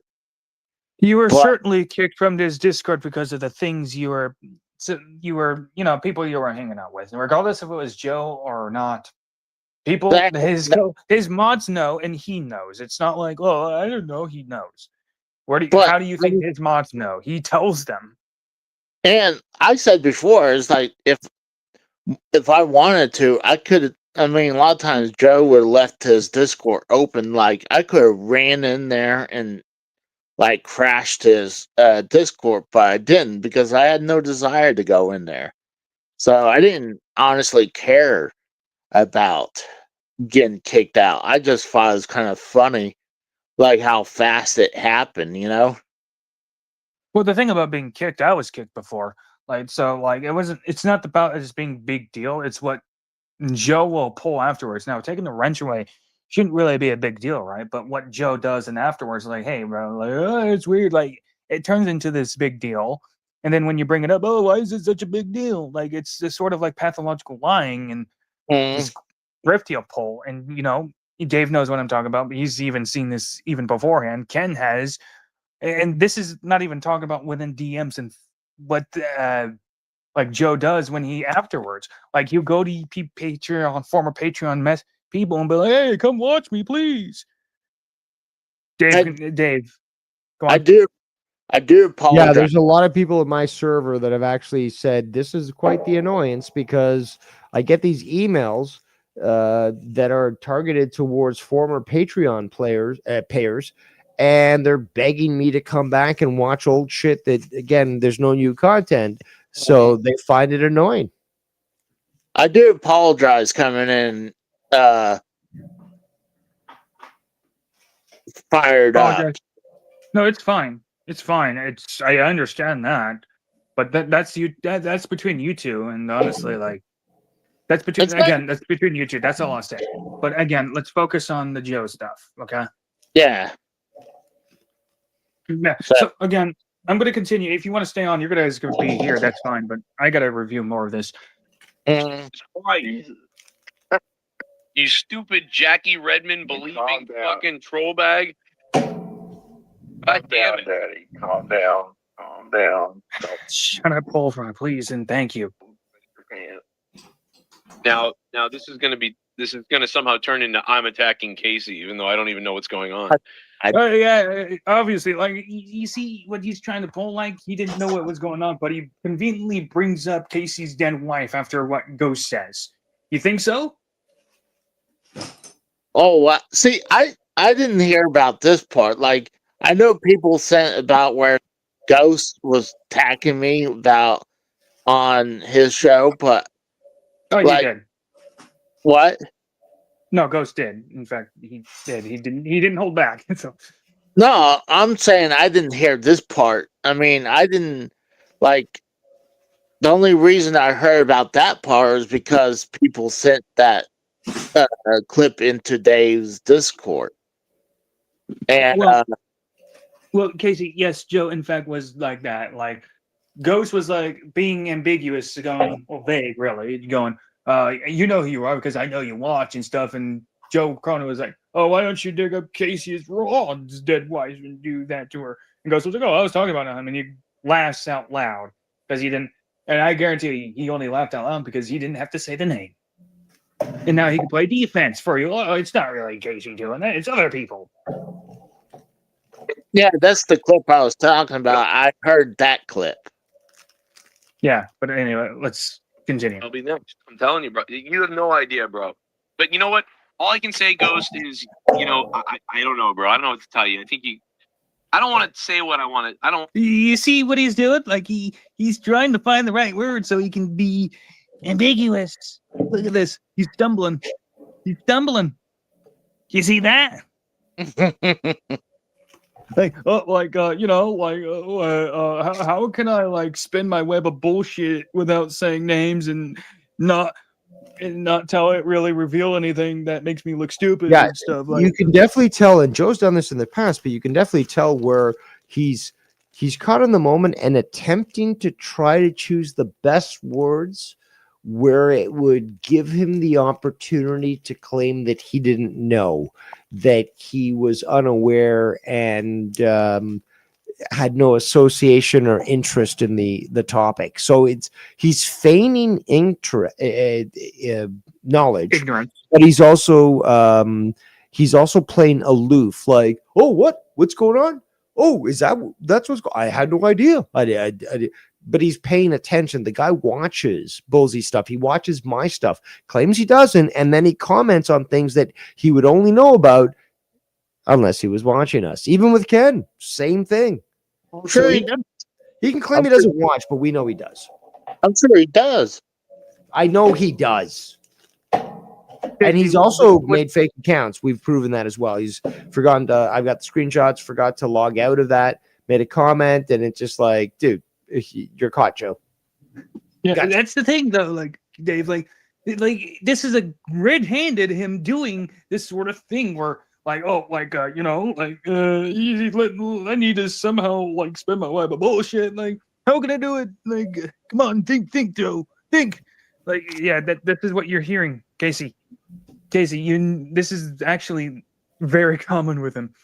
And I talked about this beforehand, and you won't know up until you really meet everybody. And I've talked about this beforehand, where like you don't know with Joe, you just know he's just depressed. He's talking about people, but you really have to know the people he's met in the past to even understand why he does what he does. And that's the thing, though. And it always turns into like, oh, these people backstabbed him. Oh, they turned on him. This, that, and the other. He sees his donators as for some reason property. Like, dude, they're real people. Like, there's one moment in the past where, like, when I returned to Joe's stream, I was in his chat. People were criticizing me for being in somebody else's chat. I'm like, well, dude, what? Like, why do you care? Joe brought it up. Like, why would he care?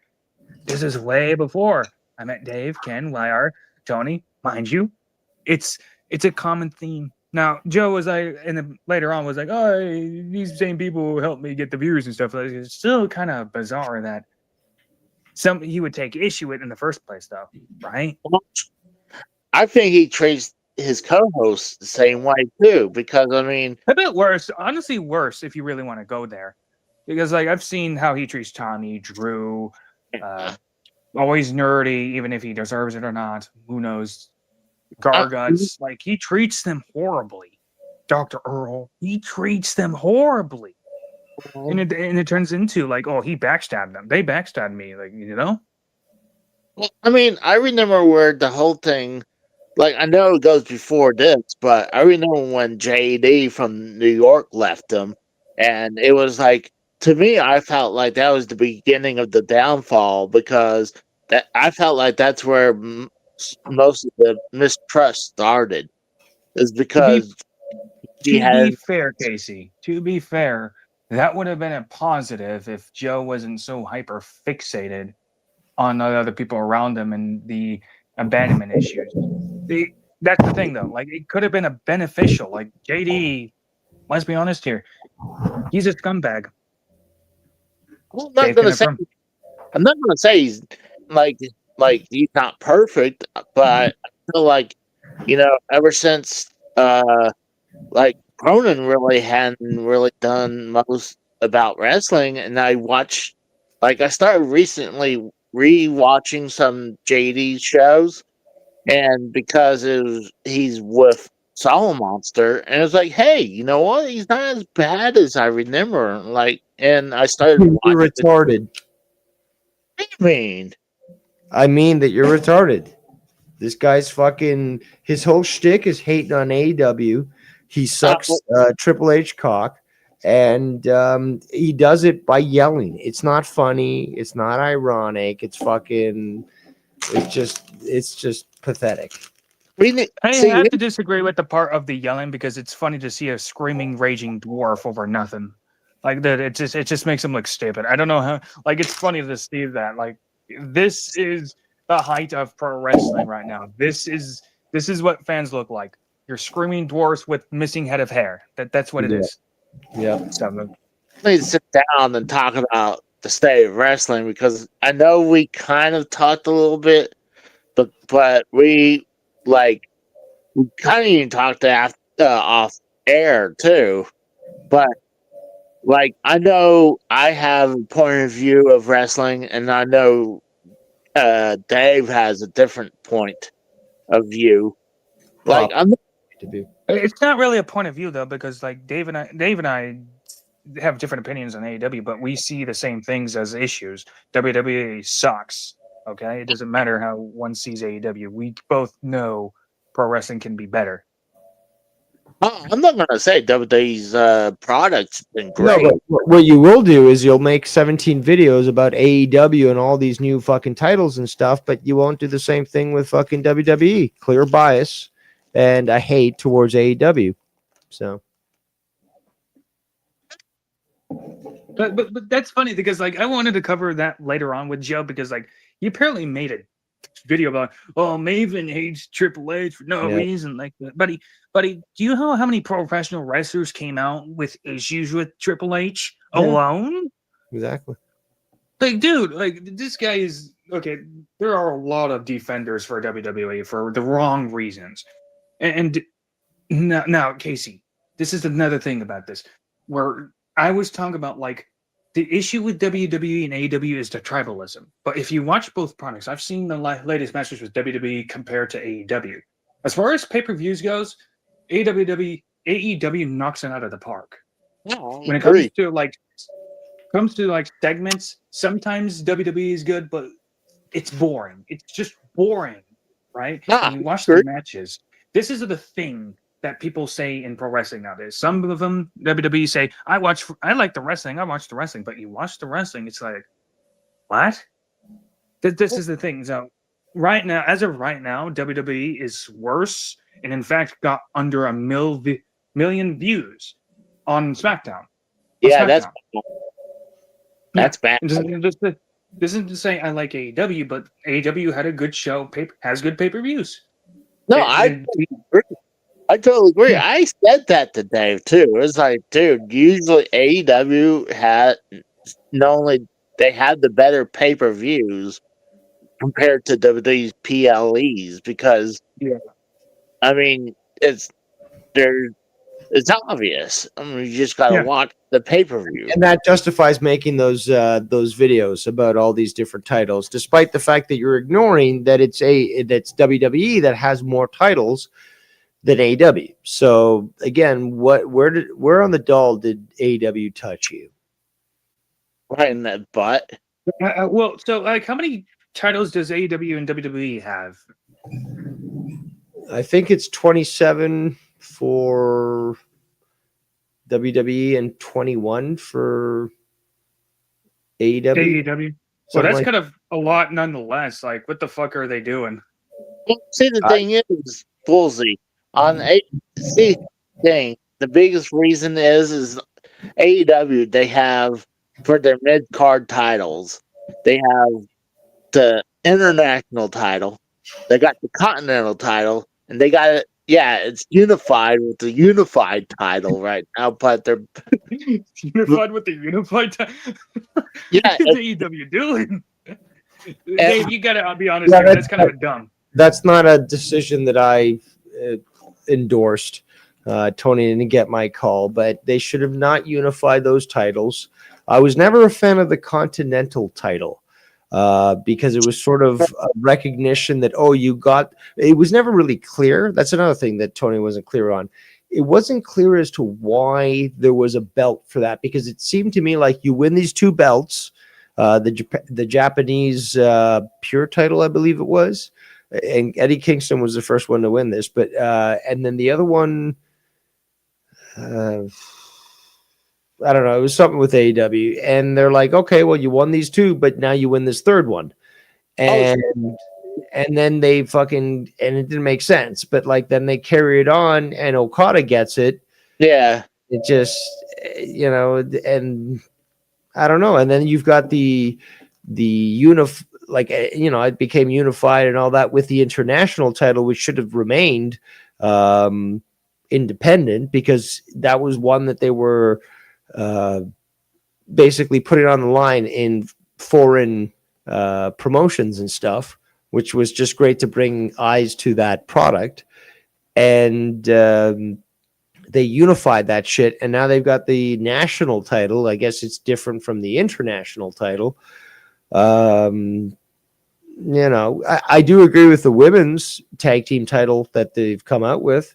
That was necessary because, again, nobody does like women's wrestling better than AEW. That's the truth. Oh, yeah, honestly, WWE's women's wrestling. Oh my god, they're a bunch of hermaphrodite fucking weirdos. But more importantly, AEW does it so well. Like, again, it took AEW for me to really take women's wrestling serious, where I could enjoy it. Not like, okay, cool, like, aerobatic moves and like, okay, that was skilled and all that. It's just like, holy shit, they're actually doing well. They're like telling a story where it's reaching me and I'm enjoying it. And this wasn't the way before. So it took AEW for me to really enjoy women's wrestling. And you forgot one thing. You forgot they had the TNT belt too. So you have what, 5 mid-card titles? This is the problem with like AEW. Hey, Bozy, two cock. Because because the two cock fallacy. Yeah, you can say that about fucking AEW, but then look at it at WWE, and you've got like a 2 to 3 time resurgence of what you're pointing out. You got so many more titles there, and you're ignoring it, Casey.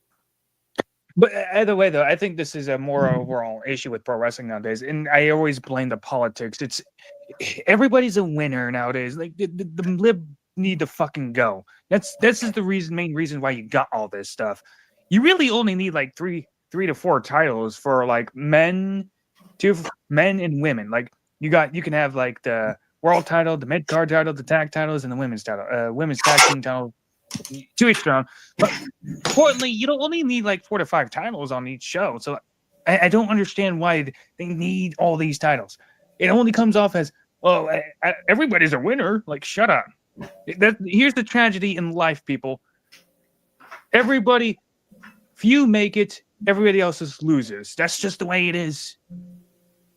Hey, This is boy, I don't know. It's just some people do deserve to be recognized, and that's how they do it with titles.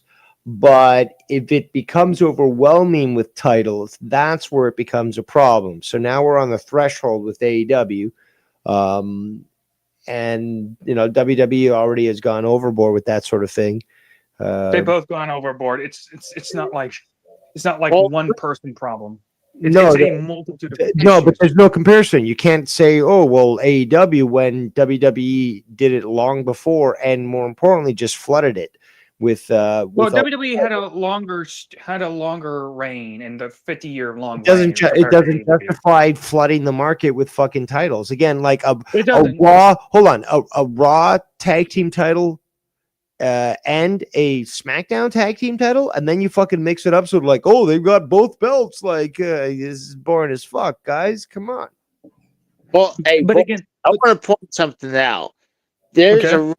there's a rumor of a tag team championship belt that was going to come out in AEW for, I think they call it the intergenerational tag team titles, where it's supposed to be for a father and son tag team belts. I never saw anything like that. I think you're reading the fuck. AEW is doing that, or WWE is doing that. No, he's saying AEW did that, and I never read that at all about AEW. So There's a Well, I mean, sort of fucking story that he got from some fucking shit site. but you He's never laughing. know. He Like, knows what did he's you doing. know? Yeah, you never know. Did you hear about a story where an AEW fan was kidnapping a bunch of elderly people and is using their credit cards to go to AEW shows? I know it's anecdotal when it comes to the fans, but it's I've never actually heard kind of that funny. story either. well, Yeah, but that's a real story. But I don't Well, know you about the real fucking father story. and son's tag team storyline. But the I don't know. AEW man kidnapping the elderly people is Send me a certainly link. real. I'll look into it. But I've never heard it. And I See- pay attention to fucking what's out on the internet about AEW. How about See- that?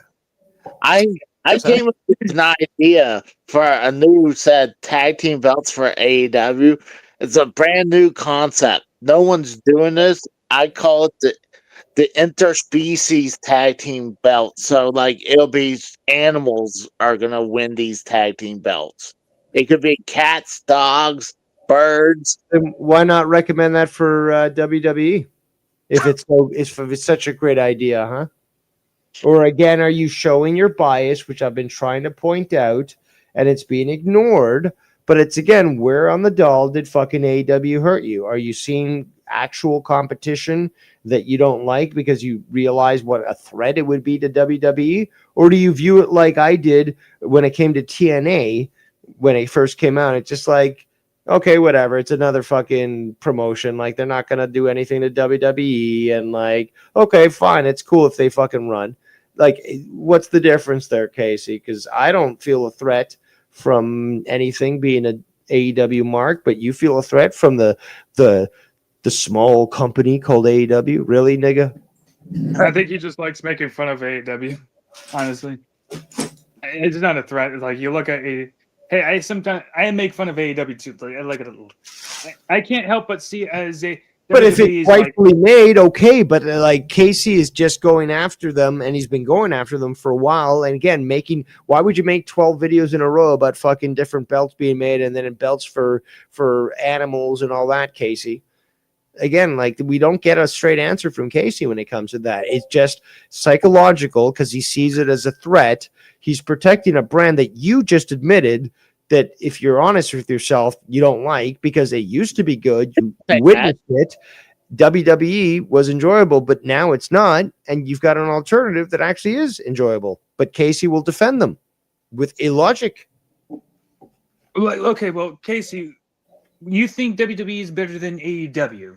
Is that the Actually, No, the question, no, Bolsey, honestly, the question really is, why aren't you making 17 videos on WWE being bad? Because you're making 17 videos on AEW being bad. If you're going to be fair, it would be equal, would it not? okay, give me ideas. I'm willing to do that. I'll give you one idea. Well, Bullshit. WWE is wrestling matches. I said almost a week ago the same thing, and you're like, no. So, like, no. The fact is that you had the opportunity, but you keep making anti-AEW videos. And that's the fucking point, is that you have the bias. You've already shown it. So you can't walk this back. Hold on.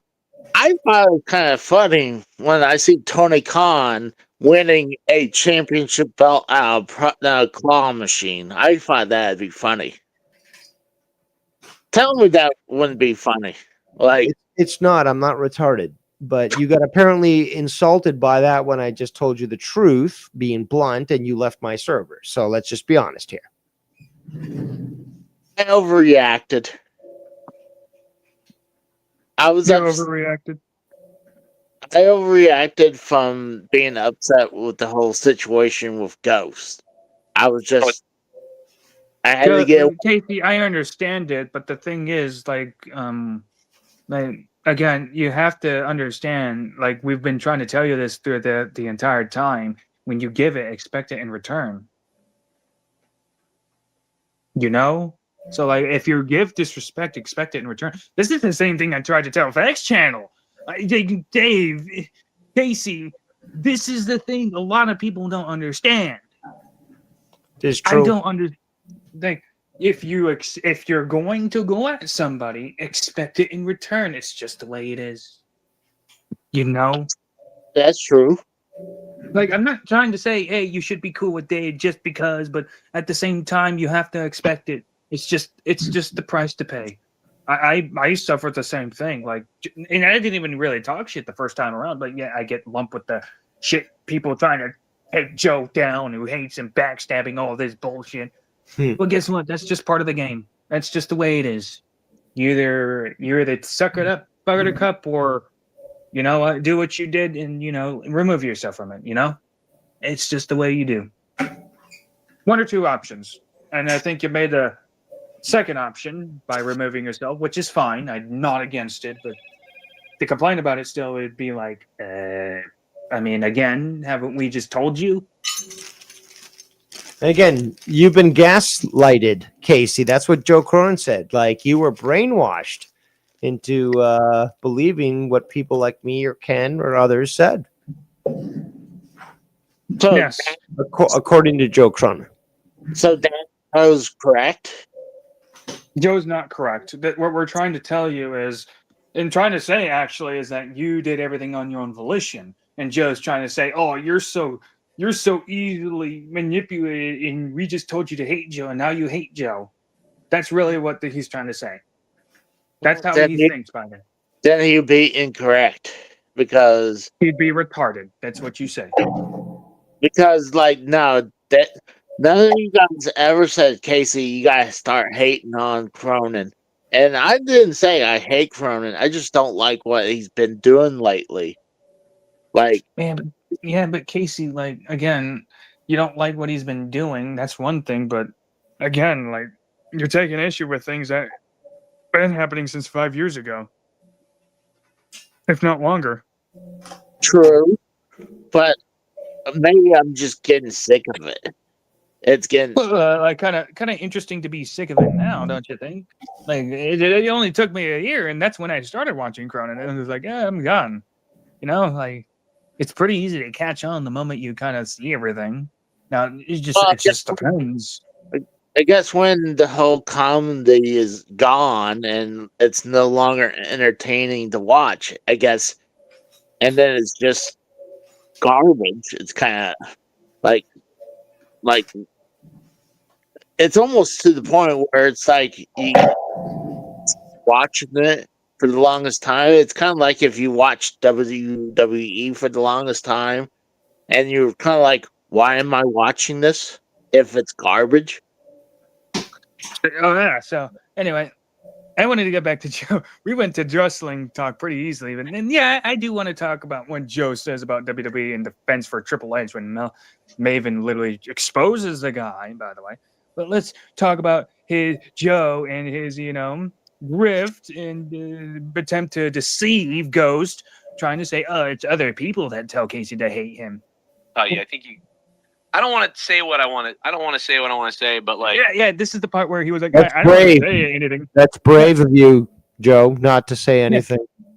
Yeah, like literally, he's doing like I don't know, like I don't want to do anything. I don't want to say like I don't want to like I need to find a way to spin my web of bullshit, but I can't. I mean, Well, no, we're gonna do. It's gonna be, Joe. I just want to say that you seem to be mad at the pawn when the king and queen are somewhere else, and you're ignoring the king and the queen. You see, you already know the references. King and Queen. He's clearly referring to Ken and Dave with that one. So, He already. I'm the king. I'm the Which- king. You're the king? I think. Well, you might be the queen, Dave. Who knows? But King and Queen, No, I can't- Ken, Dave. He's clearly referring to Ken and Dave, and you as the pawn, Casey. He is literally, and this shows that he listens in. Actually, if you really read the context. called it. Yeah, I did call it. Yes. Yes, where he goes, Ken and Dave. Casey, you were on Ken and Dave's show. Who's the two main people that always who were the best, or at least rate as one of the best co-hosts Joe ever had? Dave and Ken. And there was other people, honestly, but yes. Dave and Ken. The answer was made. Dave and Ken. Yes, Casey. This is the thing. Like he is legitimately referencing Dave and Ken. Oh, right yeah. there. Yeah, I agree. And this is the thing. This is the thing. He's trying to spit a web of bullshit about you to Ghost. The same thing he did to me about me, where Bovey was just manipulated. He's a commodity. He now backstabbed me because people told me to hate me. When realistically speaking, I don't hate him. Right?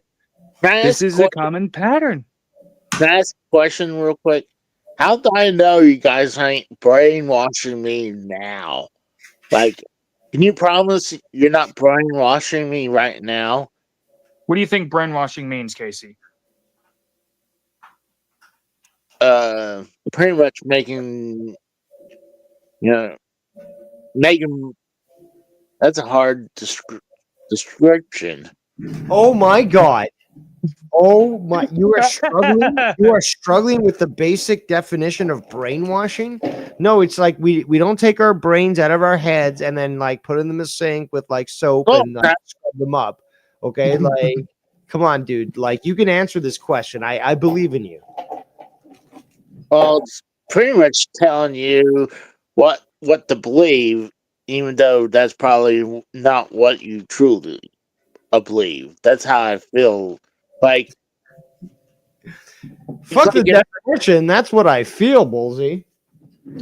Hey, by the way, I got the guy named Sanderhorn, who says it's just YouTube, and that's all. I wonder who he is. Do you know him? No idea. No. Yeah, but he seems cool for now. What's up, Sandra Horn? How are you doing? Sandra Horn. But kind of interesting choice of name, but I'll observe for now. You seem cool. Anyway, Casey, what we mean by brainwashing is literally programming you biologically and using neurologically to make you believe certain things that go by saying the same things over and over. That would be brainwashing. Yeah, to the point where it's a communist tactic, by the way. And Dave, I've talked about this before, where you repeat something repeatedly and eventually it becomes true to the public mind. This is a communist tactic where they, it's communistic. I agree. Yeah, so that's what brainwashing is. It's the repetition of phrases until it becomes true to your mind. That's what it is. How do I know you guys ain't brainwashing me now against Joe? Like, I got because normal people have something called reason and logic, and they can decide on their own.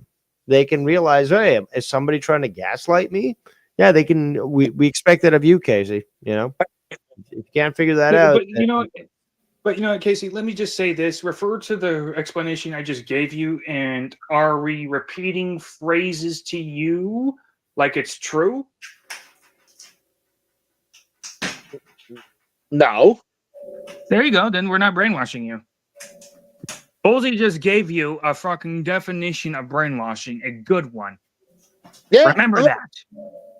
I just couldn't think of the best version of brainwashing. So you were just you had it on the tip of your tongue. You just didn't know how to explain it. Okay. Exactly. We'll just leave it at that then. and in hopes that Dave doesn't notice the stupidity that you may have shown. I don't know. He will definitely call you out on it. Well, Trust I me did on that. notice it, but I'm getting tired. Yes. So anyway, I'm sure you guys want to listen into this bullshit, and I can't wait to hear. I saw the queen because the queen did some dumb shit. So hey, Apparently, he thinks Casey's the queen and did some again. Ghost should know who he's referring to at this point. It's not like we haven't taught him anything. it is what it is. It is. But yeah, that's sad because I just like him. All right. No, I don't mind it. Just you're repeating everything I'm saying while I'm still talking, and that's like what the Like literally, like the thing I just pointed out, Bullfrog doing from the get go. Like just say the same things, dude. Again, wasn't this guy complaining about how he was being mistreated? These people keep talking over me. They hate me. They mistreat me. And it's like, okay, then you don't have to be over there. And here he is being over there, like, you know. fuck are you doing? I need to come like that. You remember when I said sorry. Remember when Stone Cold Steve Austin, when he was doing when he was with Vince and Kurt Angle and the guitar? Okay, they don't really go off of it. And now, I think I reviewed everything about that part. Now, here's one biggest thing that is a takeaway. We don't even get an answer of why Ghost's wrench was taken away or why Matt got a wrench back. Indeed. That's the big. Yeah, so we don't even get an explanation. So Ghost didn't even press him about that. It just went on to like how Casey bad man. Then he donated $150 to get his wrench back. So Yeah, so like, great job there, Ghost, for calling him out on his bullshit. Yeah, but it's just a glitch. It was just a glitch with Nightbot because Nightbot doesn't have access to that shit. But it was just a glitch. Yeah, right. Like, okay, Ghost. Water bill. But honestly, like from that whole takeaway, it was about Casey bad man, and it wasn't even about how Joe took a wrench away, gave wrenches back, and it was just like, oh, I don't know, it's all this weird shit that was happening. And after all of that, the only thing I got from that was the fact that Ghost didn't want to press him about it, and he wasn't willing to. If like he even on your show, Dave was like, "Yeah, I'm gonna go." Indeed, Ballsy. Indeed, he did not press him on it. The fact is, he even said he's gonna ask Joe about this. Not a fucking thing. Not a fucking thing. Just let me just. Oh, okay, Casey's a bad person. Really? That's it. And then you got in Ghost. You wonder why people call you a chronic cock writer. At this point, it should be. Isn't that clicking? Whatever. Like what? Casey bad, okay? Casey bad. Yes. Casey's bad. Casey's bad, and you see, Casey. This is the thing that we will criticize Ghost on. The fact of the matter is, he said he was going to do something, but he did something else entirely. This is the common theme that I've seen people do, but. Honestly, I'm disappointed. Like, why would you even? Like, I was like wondering if they would review this, but that's why I reviewed it because I didn't know if anybody's going to review it. So that's why I did it. And knowing that, just like, it's kind of disappointing. You know what? I'm more shocked how fast he went back. I thought he had enough where he said he was done. He pieced out. It was like, and then like I guess he talked to Joe, and then he gave him $150 in Patreon to come back. I was like, wow, that's fast. Like, honestly, that was kind of gonna happen either way. But the only thing I'm focused on is not him going back to Joe. I mean, hey, you like Joe, you like Joe. That's one thing. It's another story to be like, I'm going to call Joe out to not do it. Well, maybe he would felt like if he called him out, he would get the band hammer again. Well, that would be more revealing about Joe, and it would just confirm what we've been saying this entire time. Again, I don't understand what is so hard to understand about these things. Yeah, and again, I explained again, it's not the first time these things have happened. It's a pattern with Joe. Some of these Yeah. same people, by the way, that have fallen out with Joe are still with him. Yep. They are living in the past. And Yep. guess what? It's going to happen again with YR eventually. And that's Yeah. when, if Joe, if he does, puts on Scott again, which I don't know if he will do, depending on that history, but if he does, that's when it happens. Because you know for a fact that once Scott is back in the mix, and if Joe in fact thinks about bringing him back in the mix, everything is going to go back to the original way it was. It's just only a matter of time if at this point, but it goes back to the patterns. What people like me, Dave, Ken, everybody has been pointing out to everybody, basically everybody has been pointing out.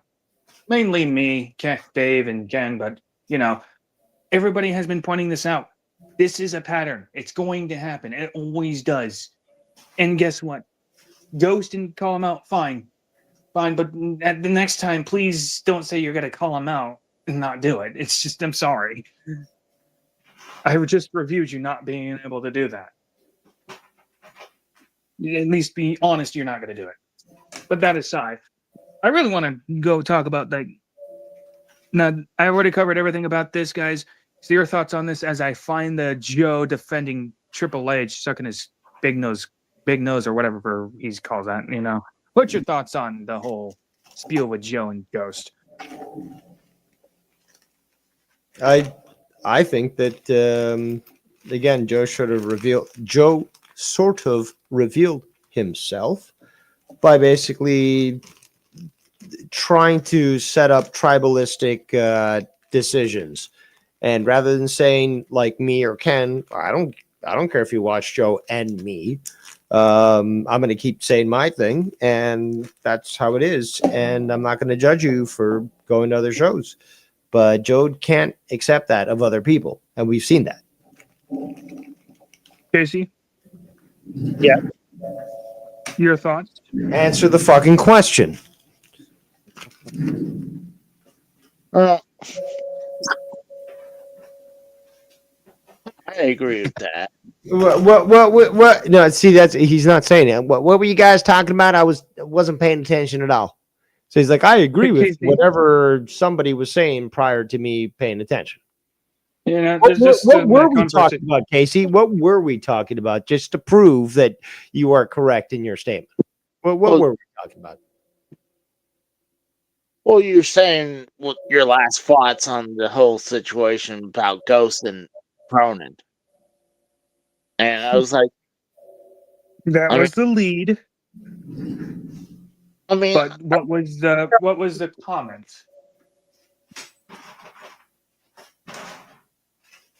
Now I forgot what he said. Well, you know what? Whatever. But at this point, I don't care. But yeah. But either way, about the tribalism, yes, Ken. No, how did I confuse Ken with Dave? But yes, Dave.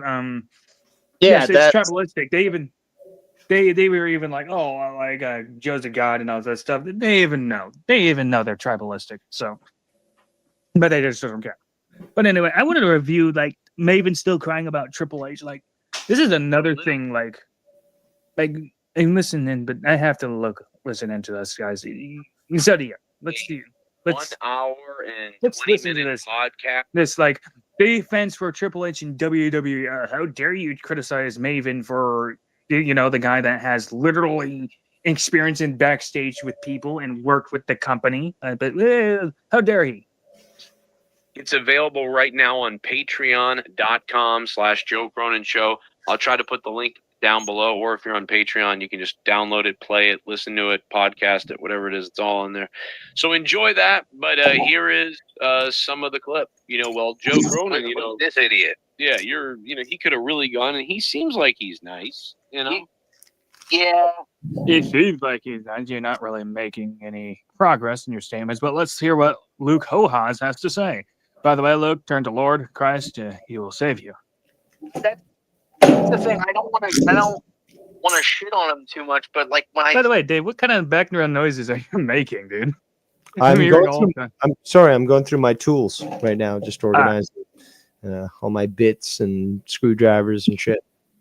Yeah, I was just like, My apologies. I'm trying to, again, I got a real life as well. People think I don't have a real life, apparently. It's just like, yeah, I jump on because it's fun and stuff. But like, if I got shit to do, like organize my tools or fucking cook dinner or do laundry, which I'm doing right now, I'm going to try to fucking balance it in and not interrupt the flow of the show. But thank you for asking. Let's continue. yeah. Anyway, let's go. come out about like, oh well, Triple H, is a prick, or Triple H, my beef with Triple H. You've made 4 or 5 videos on this now. Well, here's the funny thing that Luke or Joe doesn't know. A lot of people, as of lately, whether on Twitter or YouTube, have been making videos on Triple H and WWE and how it's run. People are not pleased with how it's going. And Maven, like it or not, is looking at this and sees, you know what? Yes, they're right. Let me give my insight on who Triple H is. And he's not even the first pro wrestler to do this. CM Punk, a while back, even before any of the shenanigans, had a lot of venom towards Triple H and how he buried superstars, all this sorts of stuff. And even Ken talk about how Triple H is a egomaniac at the time. He's disinterested with Triple H. So why are Luke Rojas or Joe coming into Triple H's defense? What's your thoughts?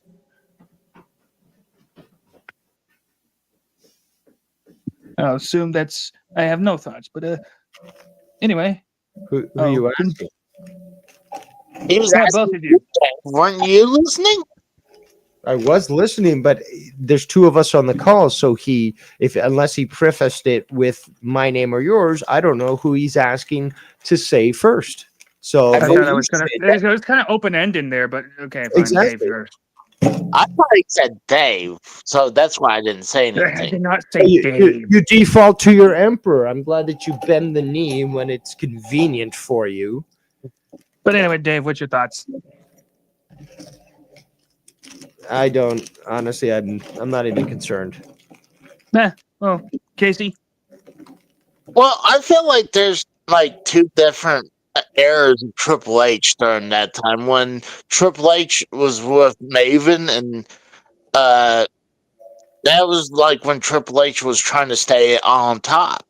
I think today's Triple H obviously is more about the business behind the stage. I mean, look at him. He made CM Punk, but also CM Punk made a lot of money for the company. So, I mean, did Maven make the company? He did not. No, he did not. CM Punk did not make a lot of money for the company. At least that is not true. Well, Also, sorry, I gotta add that Casey, you're like, oh well, Triple H stepped in. It's just like, how's the booking been so far, guys? Because it sounds like many people don't like it. So it's like, was it really a good thing for him to get into the booking? Really? I literally kind of covered this, Casey, where like a lot of people are not pleased with Triple H's booking. Well, the first 2 years it was good. This year, no. This year's been pretty bad, and I almost feel like there's something else up. Honestly, I feel like maybe they took some power away from Triple H because there's there's something different. Like, it's not the same product like it was 2 years ago. Triple H still has the booking power. Okay, this is a narrative that people say, oh, Triple H is like not able to control everything. Here's the thing. He is the one in charge of booking the shows. He is in charge of what goes on the show and what goes off. It isn't TKO. It isn't The Rock. It's nobody else. It's not even Nick Khan. Triple H is running a company with multitudes of people. He's part of TKO. It is a now group project run business. It's not singly ran like it was in the past. Vince McMahon ran that single-handedly for about like 30 to 40 years. Now you look at AEW. Tony Khan is running that single-handedly for the past like 7 years. Triple H. Now, get this. He never was the owner of WWE. He still isn't. That's TKO. But he's still given the position of booker. Now, think this through. What power Is have Triple H been taken away from him? What's the power? He still has his booking position. He still runs the Well, show. This whole narrative that it's but Rock and all this stuff is trying to excuse Triple H when realistically speaking, he's not a good businessman. He wasn't the one to make that Fox deal back in 2019. That was Vince. He wasn't the one that did the Netflix deal. That was Nick Khan. But guess yeah. what? They lost the Fox News deal in 2024, not because Triple H was a bad businessman, but because they weren't meeting ad expectations, hence the viewership. Guess what the viewership is? SmackDown and Raw. Guess who Go books first, the Smoke Eye. shows? Who books the shows? Triple H. Triple H. So Well, no, maybe Triple problem. H. Maybe the Triple problem. H didn't have power taken away from him. And it might seem different because people hate it now. But guess what? I promise you, it is the same way Triple H has ran a show before. Back he ran it in NXT. The only difference is people are uncoordinated, untrained in putting on terrible slot matches. Nobody cares. There's a lack of storylines if there is at all. It's friendship and betrayal. Again, Maybe it's just bad creative. I mean, they probably still have the same. who runs creative? Who Yeah, runs it? well, Triple H. Exactly. So it's But I'm not just just saying, bad creative, it's Triple H. well, but also they have a whole team of staff who that makes up storylines and shit like that. So that's their job. So I'm sure he's like, well, I mean, this is the best we got. I guess we can run with this for right now. You know? That's a horrible mentality. Would you say that for the same for Tony Khan? Because I certainly wouldn't. And honestly, like when you question booking processes, I look at both. I look at based on who's running the shit. I don't look on okay. They look at papers and be like, yeah, this is good enough. I don't hinge on good enough, Casey. Nobody should. Vince didn't hinge on good enough. No, but also, like, Vince would also like tweak it every time, and the problem is he would tweak it so badly. Like he would bring people from who was doing very good in NXT. He brings them up and like tweaks them. Like the God, what was the called the Dissension? They were Yeah, doing great. but you have to also understand Vince was trying to appeal to the casual audience. Okay, Yeah, but they Triple H tweaked. tweaking them. I mean, he's tweaking them because he doesn't see any value in them. That's the point. He didn't really watch NXT. He didn't really see any value in the stars he was seeing. It was like, okay, small Then bring fucking them up. people. I don't. That's the thing, Casey. Vince ran it completely differently. And the funny thing is about this is that the boom arrow started after he left, supposedly, but the product got worse. It hasn't. Now it leads to the theory, Casey, that it's not simply just the booking anymore when it comes to AEW or WWE. It goes back to my theory. It is because they appealed to the lefty Looney Tunes and this everybody's a winner, and now you got this whole mom mentality of tribalists going around because my shit's better than yours, and even so, it's still not good enough no matter what you put on for them. Even though, So I'm not one of those tribalists that Dave says I am on the WWE side. I actually like AEW's product, at least their pay-per-view shows. Sometimes Dynamite would be okay. I mean, I really enjoyed Blood and Guts a couple weeks ago. I thought that was awesome. I thought it was a little bloody to be on TNT, but I was happy to watch it. But yeah, it was a good show. It was a good show. But I said this whole year for WWE, at least this year, has been not that good. I mean, and I felt One thing I'll say for WWE, they at least still have some good segments in some areas. It's not saying much, but they have some good segments. But that's the height of it because like WWE is a program of entertainment. Triple H is trying to run it like a wrestling product, and you see it with him trying to book more wrestling. But here's the problem here: it's terrible, really bad. and it's just going to get worse because Like, they're going to try to do more of these 2 nights events. I mean, they're already doing it with WrestleMania and SummerSlam.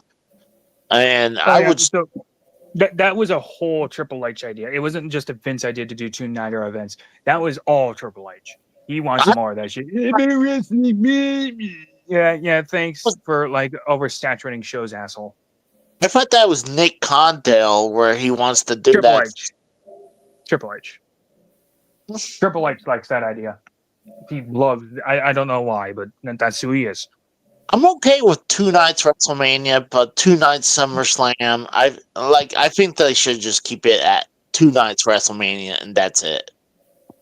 Yeah, it should be 1 night for each. But yes, 1 night for SummerSlam is only needed. But anyway, I want to review this. Beef that you really have with Triple H and Shawn Michaels. They said some things that like were kind of dickish 20 years ago. They probably don't even remember it. It's clearly stuck with you so much that it's kind of like, I don't think. Yeah. Apparently, these two do not know. You wrestling guys do not know the backstage politics that Shawn Michaels and Triple H does when it comes to burying talent, trying to politicize their way to the top and literally shaft everybody else. Triple H mainly. Like Shawn Michaels, dude, the story with Shawn Michaels, like 1990s was really bad. Storylines were like he would just refuse storylines and rip up papers and throw it in Vince's face.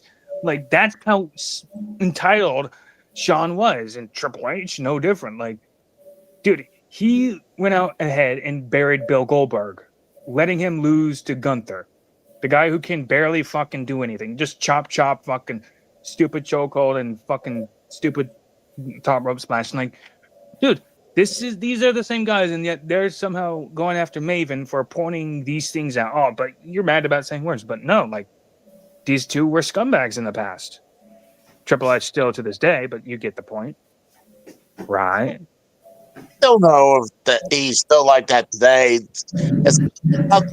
I'm back, Casey. I can hear you from smoking outside, but I can hear you fucking talking shit about me. But nobody was talking shit about you, dude. Oh, I heard Casey. Oh, well. Did he say? I don't think Casey really said anything about you, though. He only mentioned like, oh, Dave Ross. Oh, Dave Ross says I'm a AEW hater, but and I'm a tribalist for WWE, but I'm not. That's But right. that's really all he said. Dave says I'm a tribalist for WWE.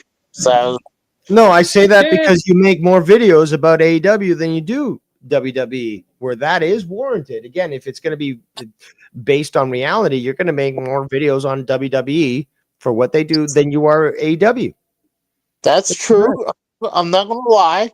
It's true, but you don't do it. So therefore, Dave Rose is correct again. Let's be honest here, though. Like, people are just making videos in AEW because it's just a trend to make fun of it. It has nothing really to do with whether the product's good or bad. It's just like, yeah, let's just shit on a product because, like, hold on. But okay, so we were talking about psychology earlier, Bullsy. What's the reason? Have you? Because I've done this on my to the point I just got fucking bored of it. Explain the same thing over and over again. But my Fighting Words podcast was addressing this every single week. Why is it specifically that people like Casey? And again, I'm an AEW mark. He's a WWE mark. But why is he willing to go so hard on AEW? Unless there's a psychological reason that was triggered, whether it be flight or fight, which is a threat response, right? Whether it be the cognizant knowledge that, okay, this product is better. It's making the one that I cheerlead for, the one I'm a cult for, look bad. So I've got to attack it. So what is the psychological reason for somebody to attack AEW? Not where they deserve to be attacked on, but where they don't. Well, 3 reasons: Stockholm syndrome for 1, tribalism for 2, and the third one, realistically speaking, this is the one I think you should consider, Dave, is the fact that these same people that, and by the way, JD, Monster, Jim Cornette, all wanted competition with WWE. When AEW came out, Yep. Jim Cornette was all of a sudden against AEW for some odd reason, but JD, Solid Monster were all praising AEW. Now, I already brought up Stockholm Syndrome and the Tribalists. That's just who they are. But if you really consider the third option, these same people loved NXT. Now, who was booking NXT at the time? Around 2016 through 2018, Triple H. So they are in love with the booking of NXT Black and Gold. So when Triple H took over, they started loving it up and down, but started hating AEW right off the bat. It's tribalism. Because and guess what? In the same people that in the audiences you see in the chats hate AEW, a lot of them. It's a tribalistic mindset.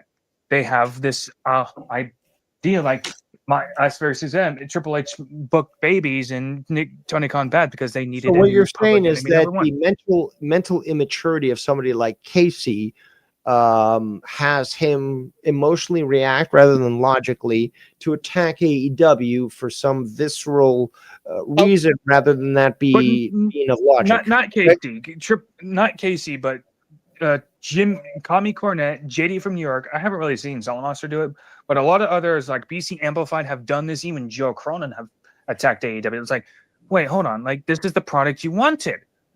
Like, now you hate it? Do I need to upload more WWE videos to balance Yes. it? Yes, you do. Yes, you do, because currently it's not balanced. The majority of your videos have been shitting on AEW, rightfully or wrongfully, but you've done nothing to WWE. Well, my question is, Casey, why haven't you shot on WWE if what Dave is saying is true? Because like, there's a plenty. Promise you, there are plenty of more reasons to go after WWE as of right now. No, I don't really shout them out. I mean, the only reason I would do the reactions reviews because I do a VPN with to watch it on Netflix, and when before that I was watching it, it was cheaper to watch WWE product on Peacock than paying pay-per-view for the AEW show. So, but I always said, like, if I would have to choose, if I was able to choose one or the other, I would always say the AEW pay-per-views would be better. I'm gonna feed my animals, but you guys can talk amongst yourselves. Do not disappoint me, Casey. I'm looking at you. Anyway, I'm gonna feed my animals because I love my animals. Anyway, talk amongst yourselves. I'll be back. So I need to come back to make more WWE videos. So, okay, I'll try to work on that, Dave. I apologize if you mistake that as my hate towards AEW. I don't hate AEW, but make more. You just made more videos against them that you did WWE. Again, unless you rectify that, then your bias is clearly showing. Again, you've talked to me, and I've been honest about AEW, and I've said, okay, I disagree with multiple things. In fact, if you ever bothered to listen to my podcast, I was saying, okay, I criticize AEW on this and Tony Khan on this, but other stuff is just so good. So therefore, the good outweighed the bad. That makes me a mark, apparently. But regardless, is that people just continue to ignore the fact that I'm open and critical of anything that I enjoy, whether it be WWE or fucking AEW. Then let me point this out. Have you seen that new AEW national title? We were talking about that earlier, and yes, it's a good looking title. I like the old school look,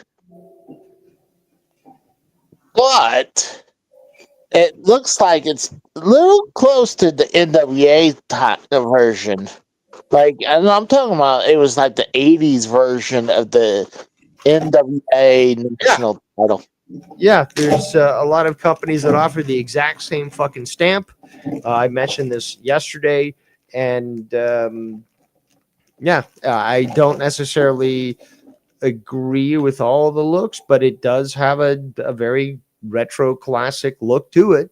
And I would have picked a blue instead of the red. But regardless, it is very similar to a lot of titles, NWA being one of them. But I'm talking about fucking the TV title, and there was also the American title. Like it was at one point shaped like that and had similar stylings, including the red. So it's certainly going for a classic look. But I that's do, the question. I do like the look of it, though. I'm not gonna lie. I do like the retro look. But that's not the question, though. The question is there too many belts, and is Dave Rose willing to criticize it? Yes, I believe so, and yes, I will. So that's the thing, though. It's like you try to paint me into a corner saying, oh, well, Dave Rose won't criticize AEW. I certainly fucking will. But the thing is, though, I'm more willing to do so honestly than you are when it comes to WWE. That's That's true. I mean, simple fact. I've been saying, all right, okay. Then your videos, then your shorts would outnumber the AEW ones criticizing WWE. Simple numerical fact. Hold on. Why are you counting how many AEW videos I have? It's called noticing and it's called bias. That's it. And then Bolsey called it out, but you keep fucking trying to deflect. This is why it's not fun to even discuss things with you, Casey, because you're very disingenuous when it comes to actually having a proper conversation. You could just, you could admit you were wrong, but no, you're taking the Cronin route and doubling down.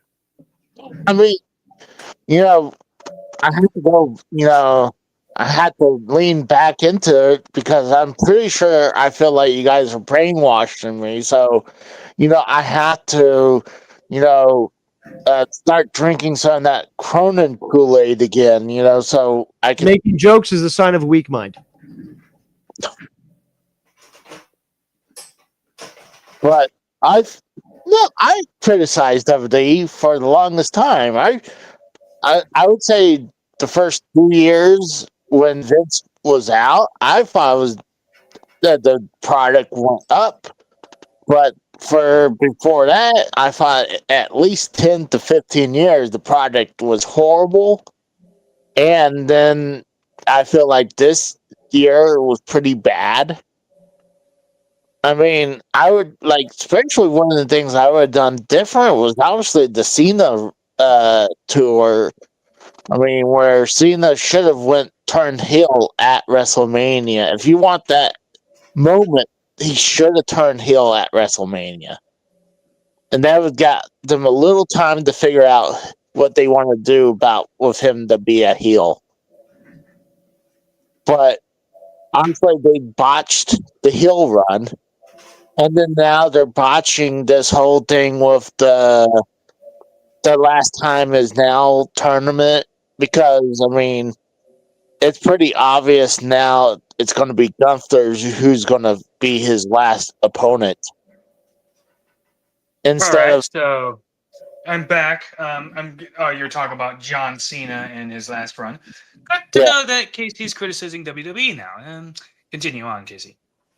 Well, just saying that I criticize WWE. It's like I think Dave doesn't give me as much credit for that. He just thinks I hate AEW and love WWE. And he does love AEW. Yeah, I keep making more videos about AEW, but believe me, when it's just it's equal.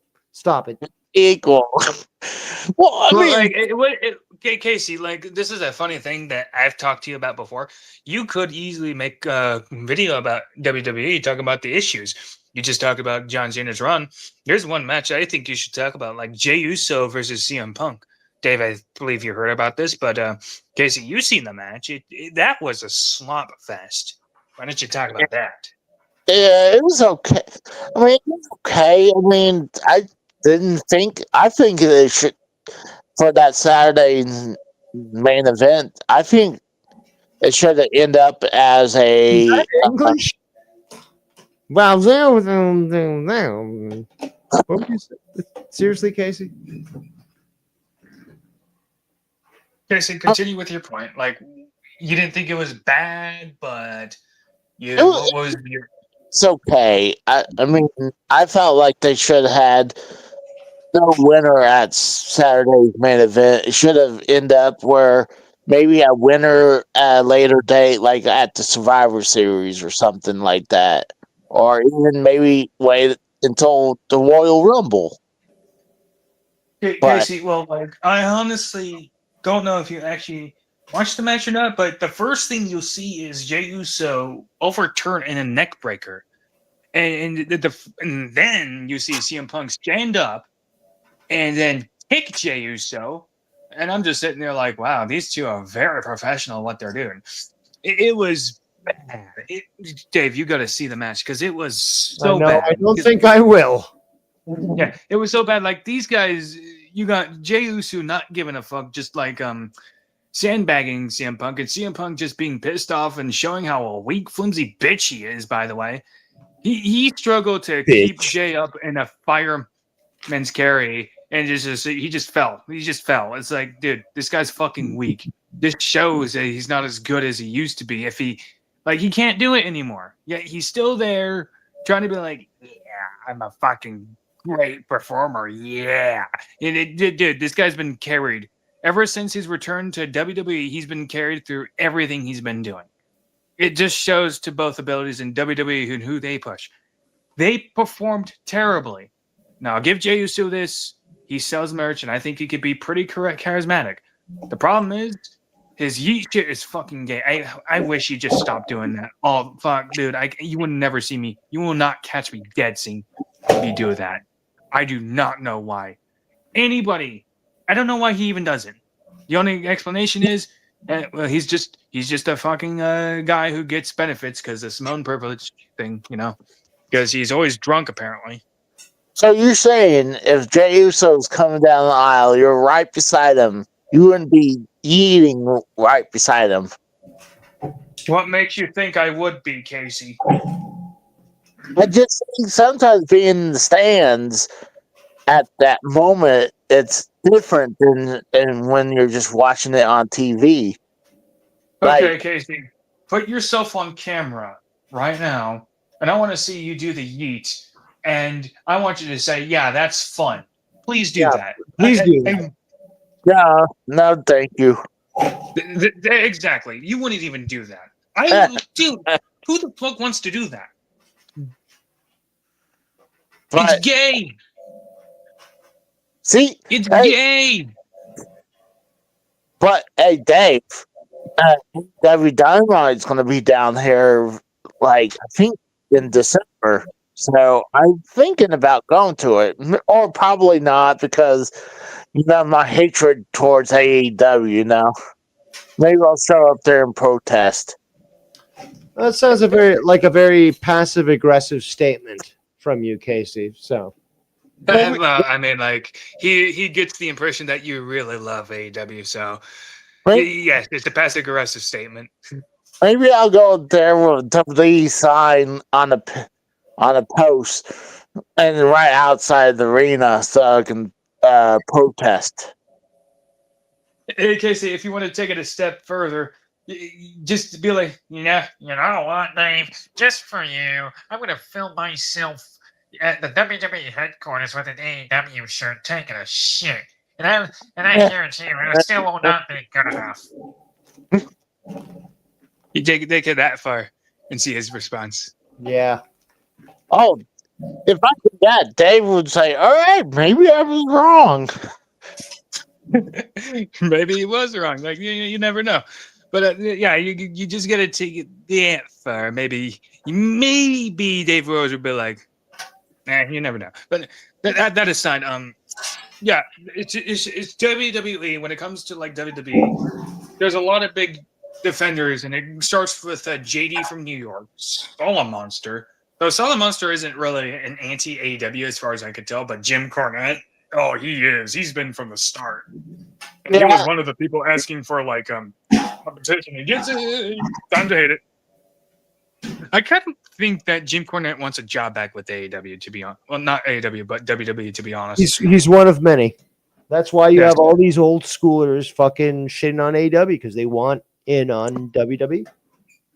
And probably get inducted in the Hall of Fame. I mean, but that's why I like Vince Russo, though, to be honest with you, because he'll even give shit to WWE at times. Don't get me wrong, he's been at AEW for quite some time, but he's even given WWE shit. Like, yeah, bro, this sucks. Like, at least he's At least he's taking a neutral But stance. they It's just they like prove they don't watch it because they can't even comment on what happened in the show.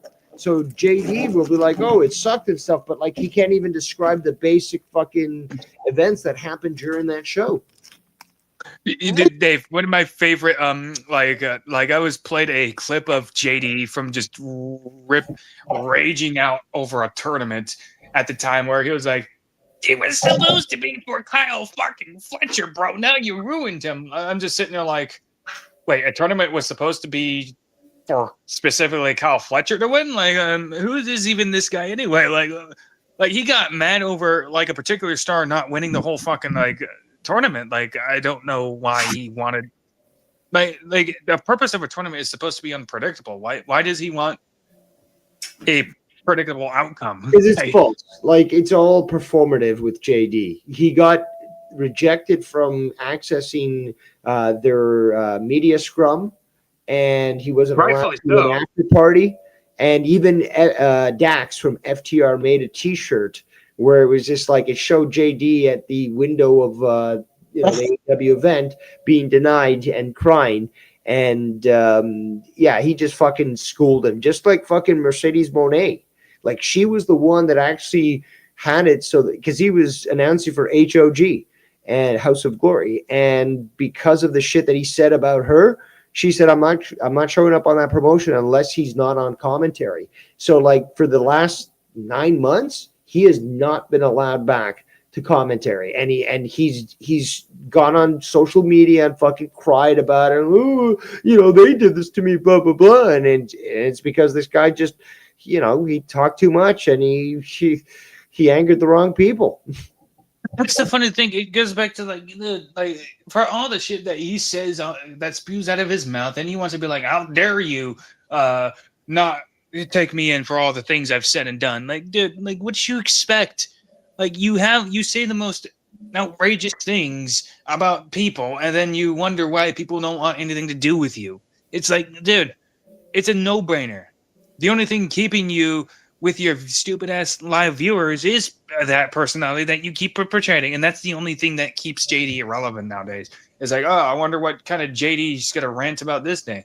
The guy's been exposed. At this point, no, everybody knows who he is.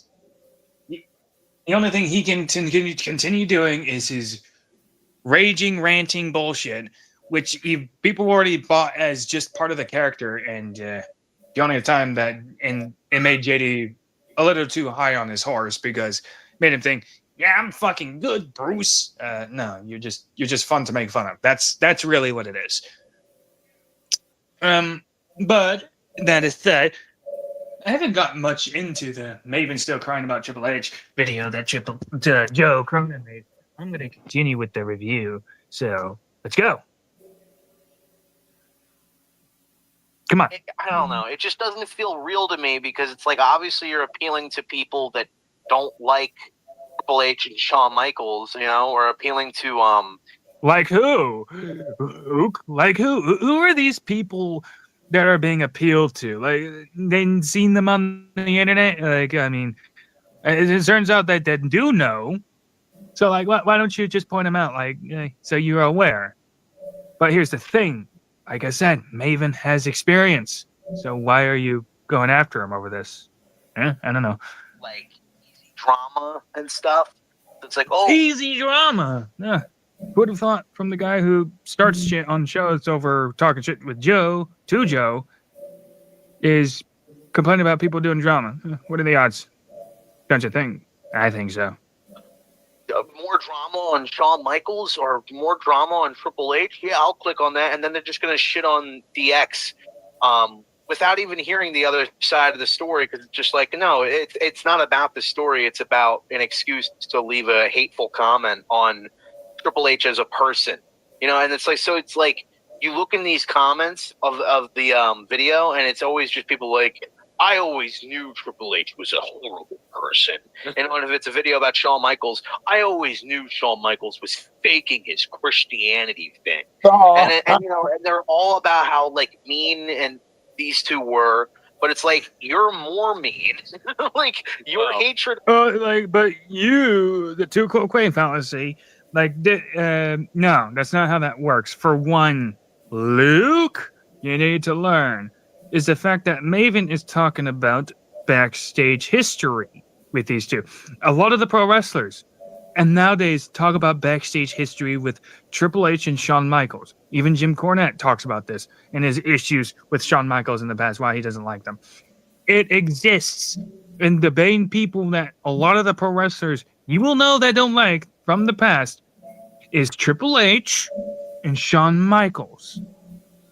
And he's sitting there like, oh, but these guys, well, you're being more mean. No, they're pointing out something that is clear as day that says something about Shawn Michaels and Triple H's character, in which you're just going to dismiss as, oh, well, like, you guys are bad. Well, you guys are just drama hags and stuff. Like, wasn't Luke Rojas, by the way, making a video on Ken, Dave, and Tony over criticizing Joe Cronin and going, well, like, they're right about this, but how dare you criticize Joe over this? Meh.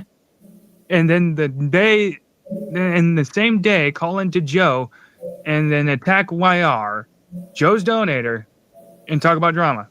You see the irony here, Casey? Yeah. Nah. What about you, Dave? You see the irony here? Nah, he seems to be disappeared. Working on tools, as he says. But you get the point. Let's go. Them for stuff they did in the past is more mean. I think the problem is It's in the past, so therefore it's okay, huh? problem is like this. It's just like natural, Oh, having a smoke, Dave says. Okay, have a nice smoke. right? Those guys are literally still in the WWE. They have so much to focus on and to do. So if they were dicks to people at one point, like, everybody that they were a dick to now in their regular lives, they have a lot to reflect on, right? Like Maven has a show based around everything that happened to him. Mr. Kennedy is, I think, doing one now too. They have nothing else going on really but this. Where Shawn Michaels and Triple H, they're so busy and still in the company after all. By the way, do you know what Triple H's response to people criticizing him? If you don't like it, fuck off. How dare you criticize me? To the same people that kept criticizing him. He's like, fuck off. Like, he got mad about the criticisms. And by the way, Triple H isn't really doing much but booking shows. And there was a documentary done about this. And you know how Triple H runs his shows? Well, while his creative team are talking, he just goes literally not a single fucking idea from his fucking mouth. Yeah, but he's doing a lot, right? Well, I'm Making back. deals. I'm back from my Making smoke. deals. But I've got to go again do some food prep for the week. But I'll Cool. have you guys on speaker and listen to you guys as you continue to delve into this clip and dissect it accordingly. Thanks for having me. Yes. And I Well, can you guys- Lee. Huh? I can blast you remotely. That's cool. All right. Anyways, Yeah. talk to you guys later. Yes. See you later, Dave. There goes Dave Rose. Now to continue the point. The documentary was done not too long ago about Triple H running the shows. Literally, how he came up with the idea of Jey Uso winning was people pitching ideas. He was, hey, what about that Jey Uso? Like, last minute. He doesn't come up with a single idea. Not to mention, you go, oh, he's doing all this sorts of stuff. Well, like, actually, if you really think this through, it is Nick Khan making the deals. It's TKO is the one running the business. All he has to do is book the shows. But even then, if we really think this through, he can't really do that good of a job either, because guess what? In the past, he was like, man, this is harder than it looks. Man, this is so hard. He said these things. Meanwhile, Tony Khan is having fun with it, just booking whatever they want. So, like, what does that say about Triple H? This defense for Triple H, and Vince was doing it for like 40 years. Triple H gets into power, can't even do it without having a hard time. So, like, I'm just saying, I might be spitballing, but maybe I'm right. Well, it was recently Triple H was telling people to just be a fan and not to criticized too much or something like that. Uh-huh. So it Well, was don't like, criticize me because I have a weak heart. There's that song I made. God, I'm gonna play that song, Casey. I'm gonna play that song, Casey, because it's a good song for one. Triple H is a mindless retard. That's what he is. But continue with your point about Triple H and saying I don't want criticisms because that's exactly what he would say.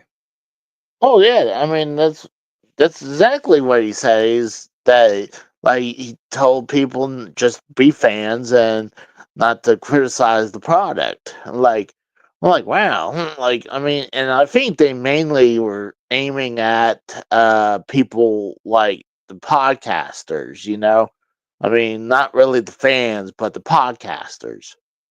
Oh no, that trust me, that's directed towards a lot of people. Remember, if you like the product, fuck off. Author be like, oh, I booked based on what the internet wants, but if you like, fuck off.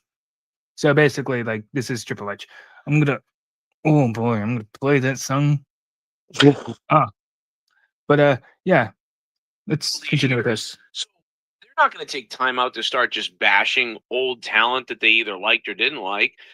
Until they do. In fact, they've done that within their shows.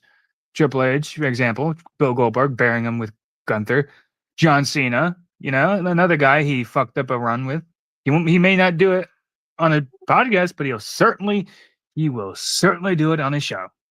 Oh, Goldberg shouldn't win, beat Gunther though. I mean, Gunther should beat Goldberg. I mean, if Goldberg was supposed to win a match, it was definitely not going to be against Gunther. I mean, Why should Gunther beat Bill Goldberg? Well, give me a good reason why.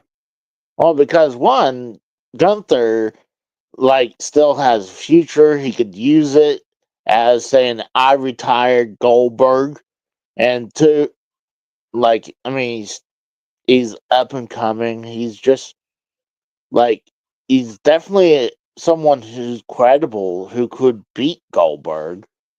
Minus Okay. let minus let's say a mid tier person, let's say LA Knight beating him. Then that would be like okay, that's not like that would be a burial right there because LA Knight it's not I mean oh shit. Losing your train of thought there, Casey? Well, my dog just started barking. Ah, well, to cover the first point, you said Gunther is an up and coming star, right? Yeah. He's And 38 years old, by the way, just to keep in mind. So the up and coming star, he's a bit old to be one. And that's the first point. Point number two, as using as a guy, well, I retired to Bill Goldberg. He sounds like Arnold Schwarzenegger with a speech impediment. Let's just point that out. But using that, he'd be the wrong guy, considering how he looks. He looks like a fat blob of shit, turkey body. It's just bad. He's out of shape too. Like he stopped exercising for who knows what reason.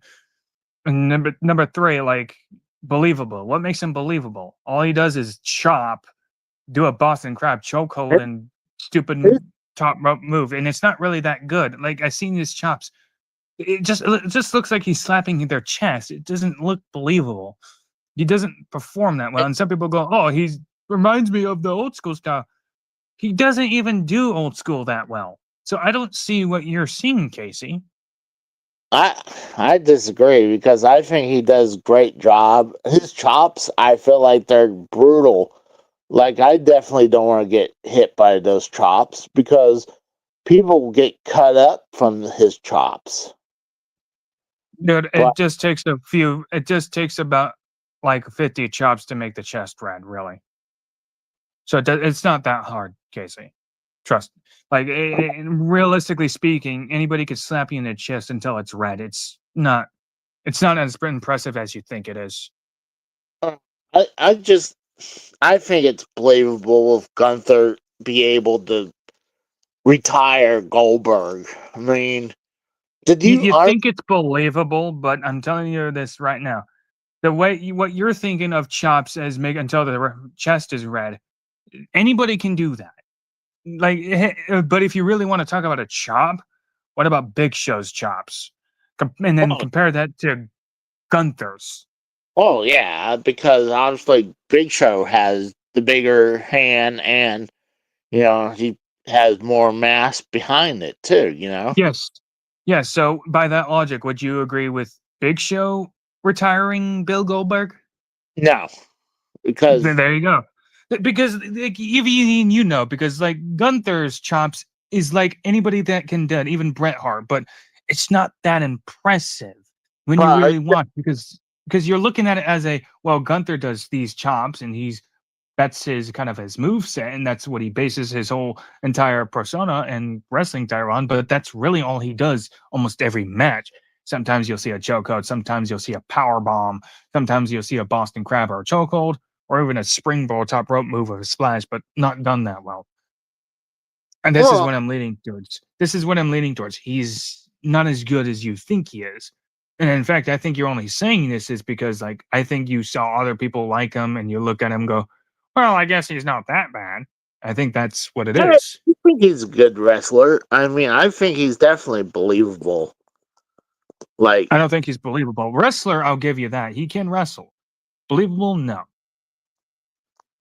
He's I, wrestler I, tough, but not real life tough. It's just hard to believe him to be a tough guy. mm, I'm thinking we're gonna have to to disagree on this one. That's fine, but I'm still withholding the stance of Gunther is not as good as you think he is. And I think you'll see my point further on after everything I explained, where like, Bolsey does have a good point. And I do. You know I have a good point, Casey. I always do. Oh, I then then who would you say should retire Goldberg? Do you in the WWE? Braun Braun Breaker. Braun Breaker. He has athleticism, he has the body, he has the look. He looks like he can rip somebody in half. And Plus, he performs very well. he's Very well. too. He's young. Yes. Yes. Plus, Okay. 25 years old, up and coming, Casey. Okay. I, I agree with that. I'm all right with that. Yeah, me too. Plus, he hasn't been handled very well in GT, don't you think? And I would give one other thing is at least Gunther's already been 2-time world champion right now. And while Braun could use it to help elevate him. So I agree with that. There we go. We're getting somewhere. We're getting somewhere. Also, uh, Braun Breaker beat Gunther before, so yeah. I'm gonna now continue with this clip. Maybe this is just the circumstance. You know what I mean? Like, I mean, what else is Maven and them going to talk about? They're not in WWE working every day all the time. Still, this is all they have, so they'll reflect on it. So And what are you hoping to gain from this video, Joe? You get a job with the WWE? But Triple H and Shawn aren't bashing them because why would they? Well, I mean, that depends. Again, he done his bashing within the company. You're just like, I have the power. I have the power. I'm gonna bury every single one of you. He would. He could. Triple H is a very spiteful man. Look what he has been doing with people like Randy Orton, LA Knight, AJ Styles, Brock Lesnar. He had Brock Lesnar lose to Cody Rhodes twice, by the way, just to point that out. Not to mention how he'd handled John Cena, how he handled Bill Goldberg in his retirement match, just cutting it off during his last promo. Is it ringing a bell? If people like Maven were in the company, they would be trashed, but within the booking style. They're working for WWE. So But they're working for WWE, so therefore that's good enough reason to be like, yeah, I'm siding with them. Always noticed this about Triple H and Shawn specifically, and yeah, I get it. Shawn had a huge history of being a prick. I know that Triple H used to politic and stuff. Well, no, they've both done But they either they don't know the history with Shawn Michaels or Triple H at all, because this has been talked about how Triple H would literally bury stars, and like the Sting for prime example, Sting. Remember Sting? Triple H can be very vindictive. Like anybody that has been a bigger star than him, he will bury, go out of his way to bury. He's done that with a lot of stars, especially with ones in recently. But it's just crazy to me that people will then make a bunch of videos like years later, being like the rivalry between me and Sean or something, like the beef between me. And it's like Like it seems like Luke Rojas doesn't really pay attention. He's probably just there, agreeing with Joe and nodding along. Again, the adultery speaks for itself. I don't think I need to emphasize this any further. wasn't a beef, he was a prick to you one time. Get over it. Like, honestly, Maven's video probably isn't nearly as bad as like the video Stevie Richards made, where it just sounded like Stevie Richards was just like annoying Sean constantly and like fanboying over him. And then like somehow he basically accused Sean of being a fake Christian because Sean still wanted to get his spots in wrestling. He was like, oh, Sean was like, oh, I want to get my spots in. That's not very Christian like. And so then I doubt that was Stevie Richards' quote claim, but just kind of like keep a no, you know what I'm saying. tried to hit Sean like, But actually, this is what I actually want to say.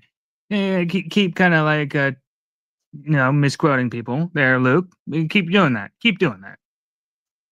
Keep doing that with Stevie Richards and Maven. Just keep misquoting people. he tried to relate to Sean, I guess, and hand him a Christian rock album.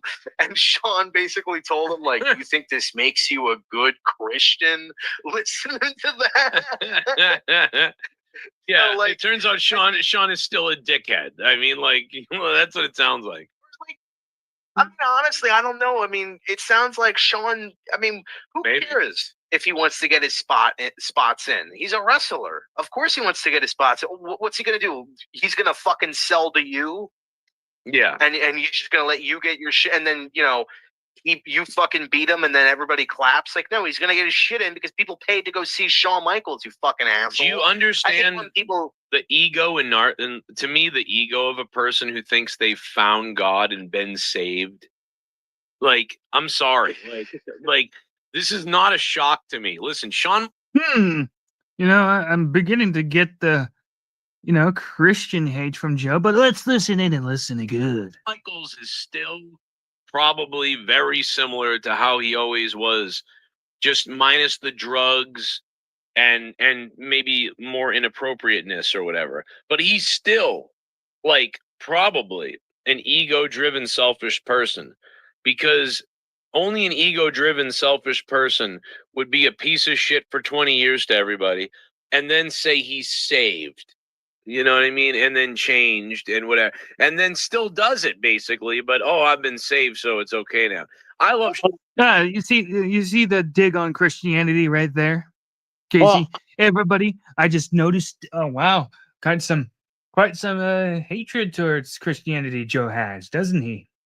well, I will say one thing. I have met some people who are big time Christians, and they're the biggest fucking assholes, though, too.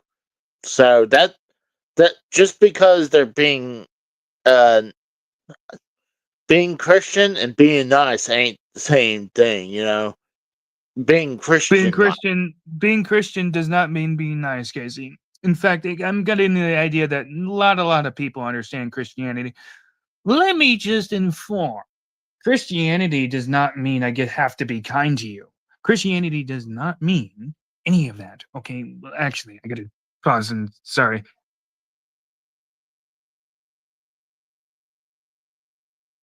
But like I said before, it's like I was not a No, I had a couple people I know I worked with. Actually, a couple bosses were big time Christians, and they Right, were I'm the back. I'm back. I'm going to continue my talk.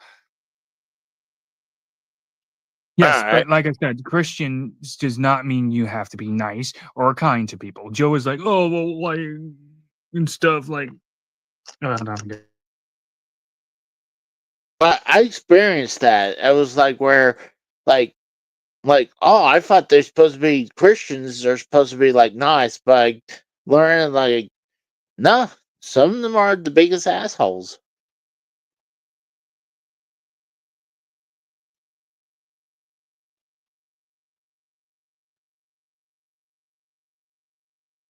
But like I said, those things don't mean the same thing.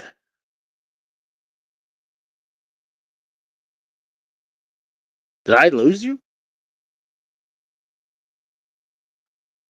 Dang, I lost him. Oh, he's muted.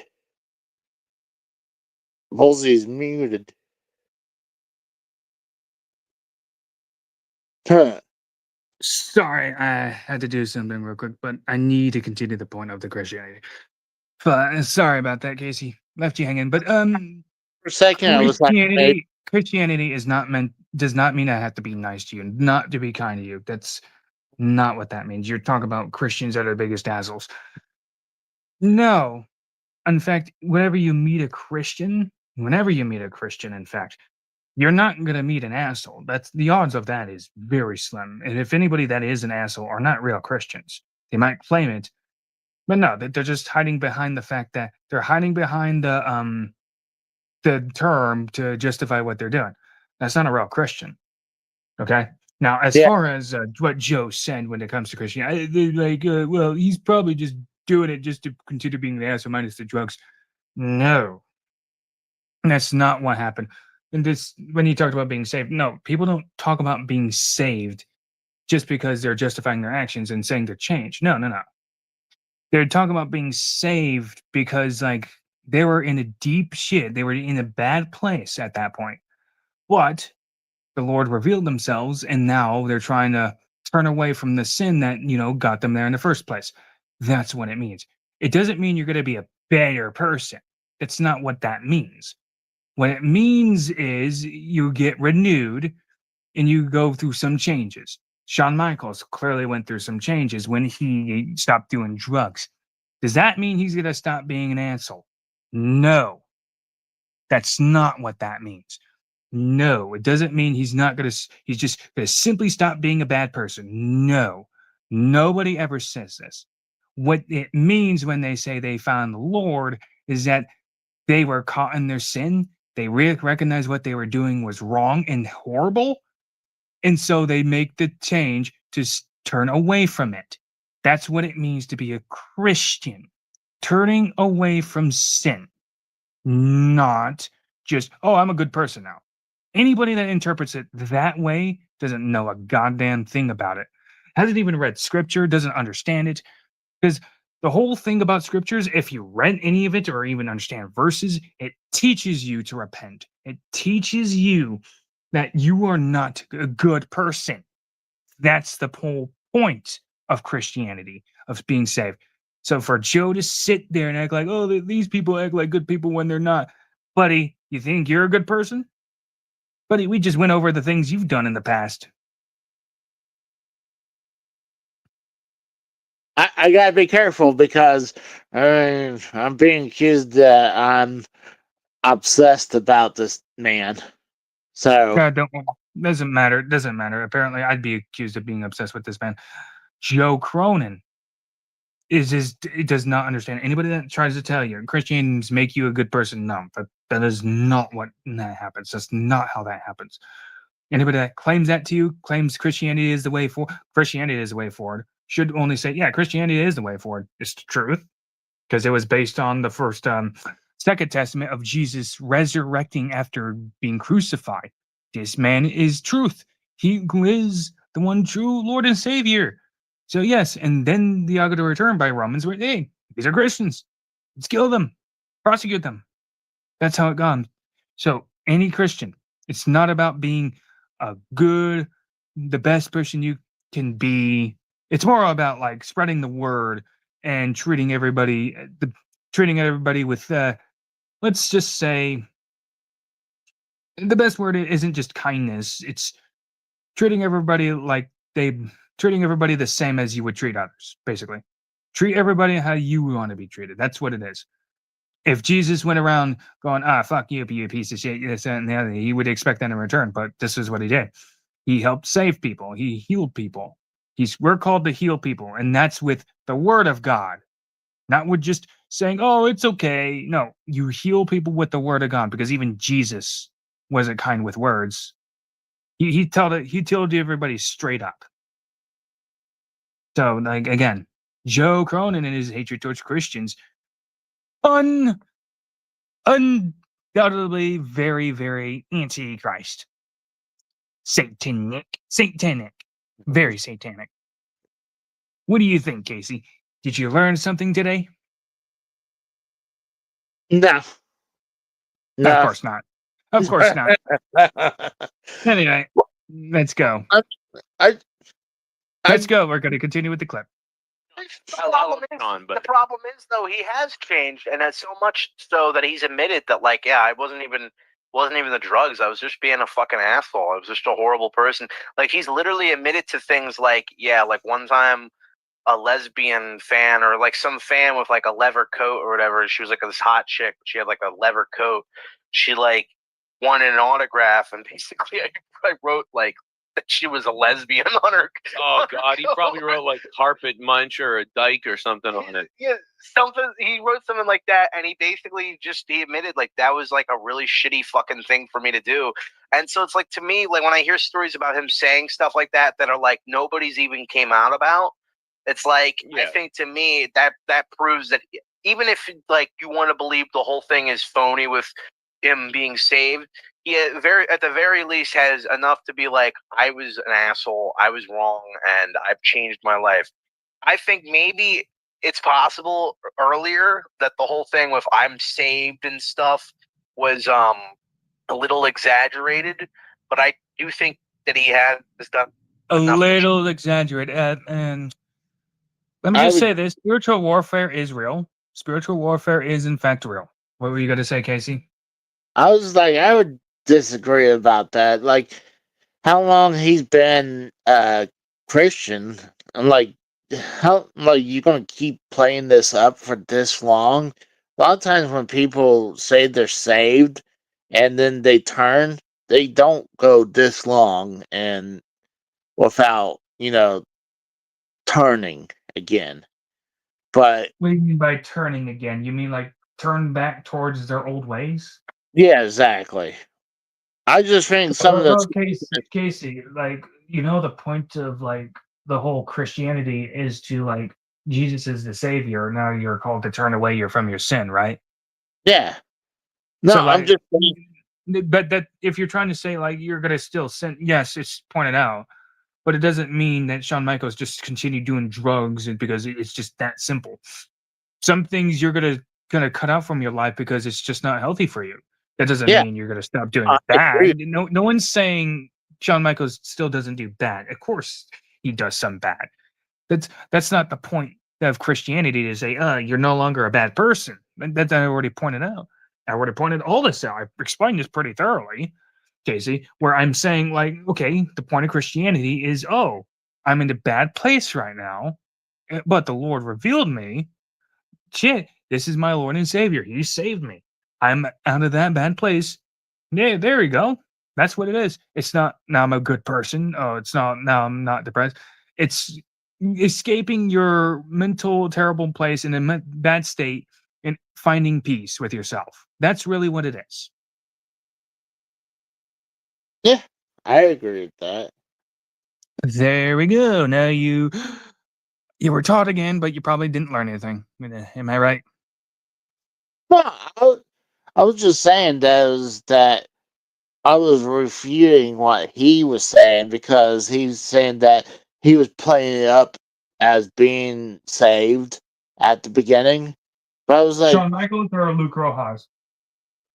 He was saying about Luke Rojas was saying about Shawn Michaels that he was playing it up as being saved for a while, you know? Well, yes, that's in fact true. Like, you can't just. There are people who do that. Don't get me wrong, aka Scott McKinnon. But Shawn Michaels is not an example of just playing it up. In fact, it's kind of the opposite. Like, he's acting as if he's playing defense for Shawn Michaels, yet he also thinks he's playing it up. Now, this is the kind of thing that Luke Rojas does. He shoots himself in the foot. It's the first time he done it with Joe Cronin, where he was being criticized. Oh, I know these things, but how dare you criticize him over it? Like, you do realize this is true, though, but you don't like it being pointed out like this. So this is kind of Luke Rojas does. Like, oh well, he probably is faking it, but still, how dare you say he's faking it? Like, again, really? Let's go. And there's plenty of stories about him being a completely different He's person definitely from so changed. many people. You're right. No, he's definitely in all reality has definitely changed. He'd be dead right now if he didn't. Joe just changed his stance completely. Did you catch that, Gazy? Did anybody catch that? He just changed his stance. He went from, oh, I think he's just faking it. Oh, yeah, he definitely changed. Oh, wow. Like, that was fast.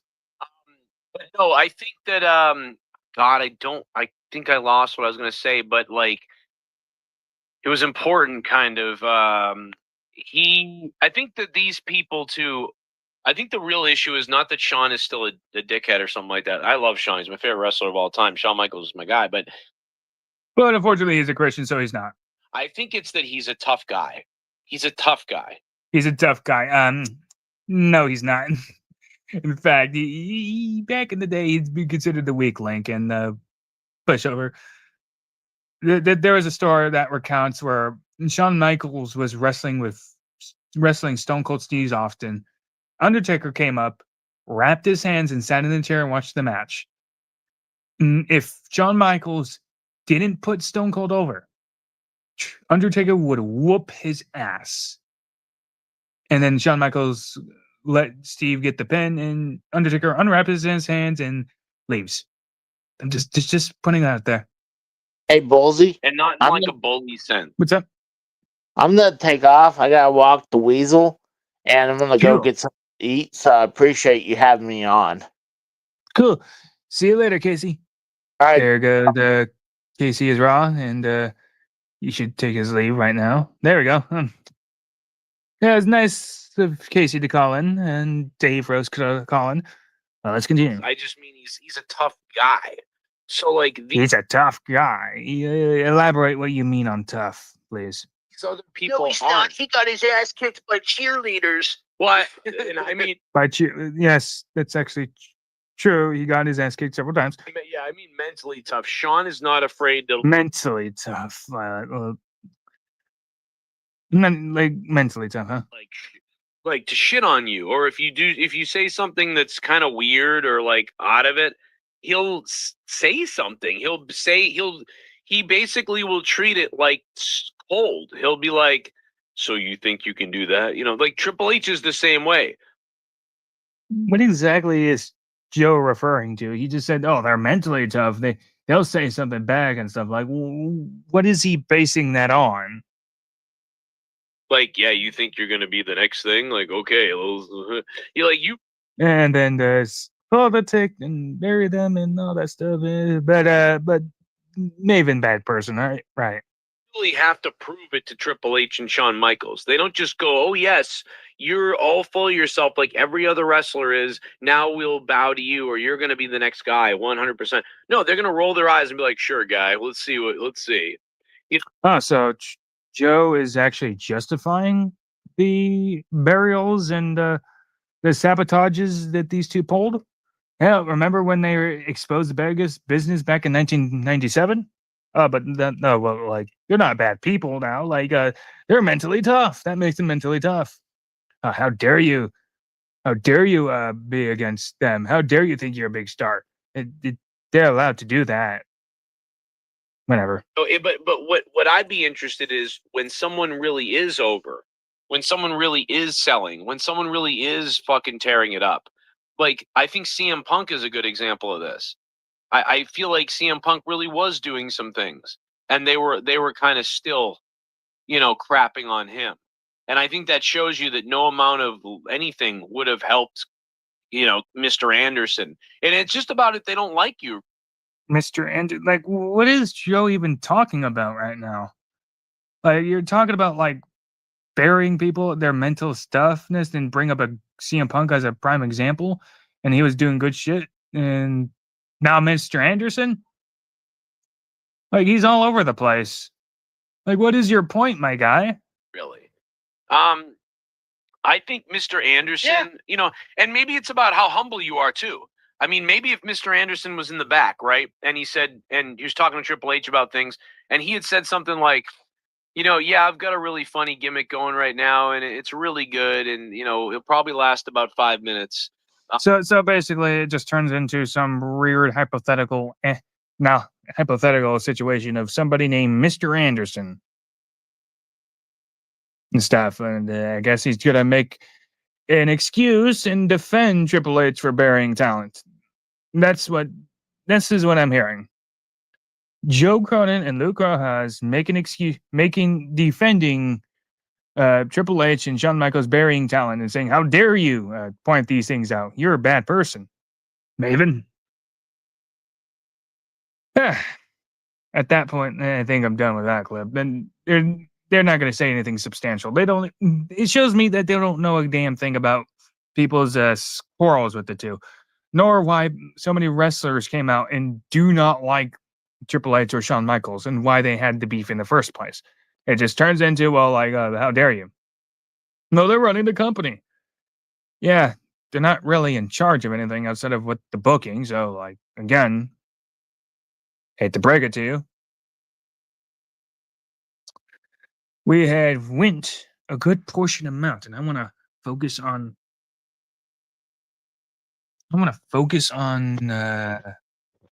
Something else. Actually, I mean, like, I want to end the stream. That was a good stream, I think I had. Thanks for watching, everybody. I am Bullseye, and I'm gonna fly away. Bye-bye. Let's end it.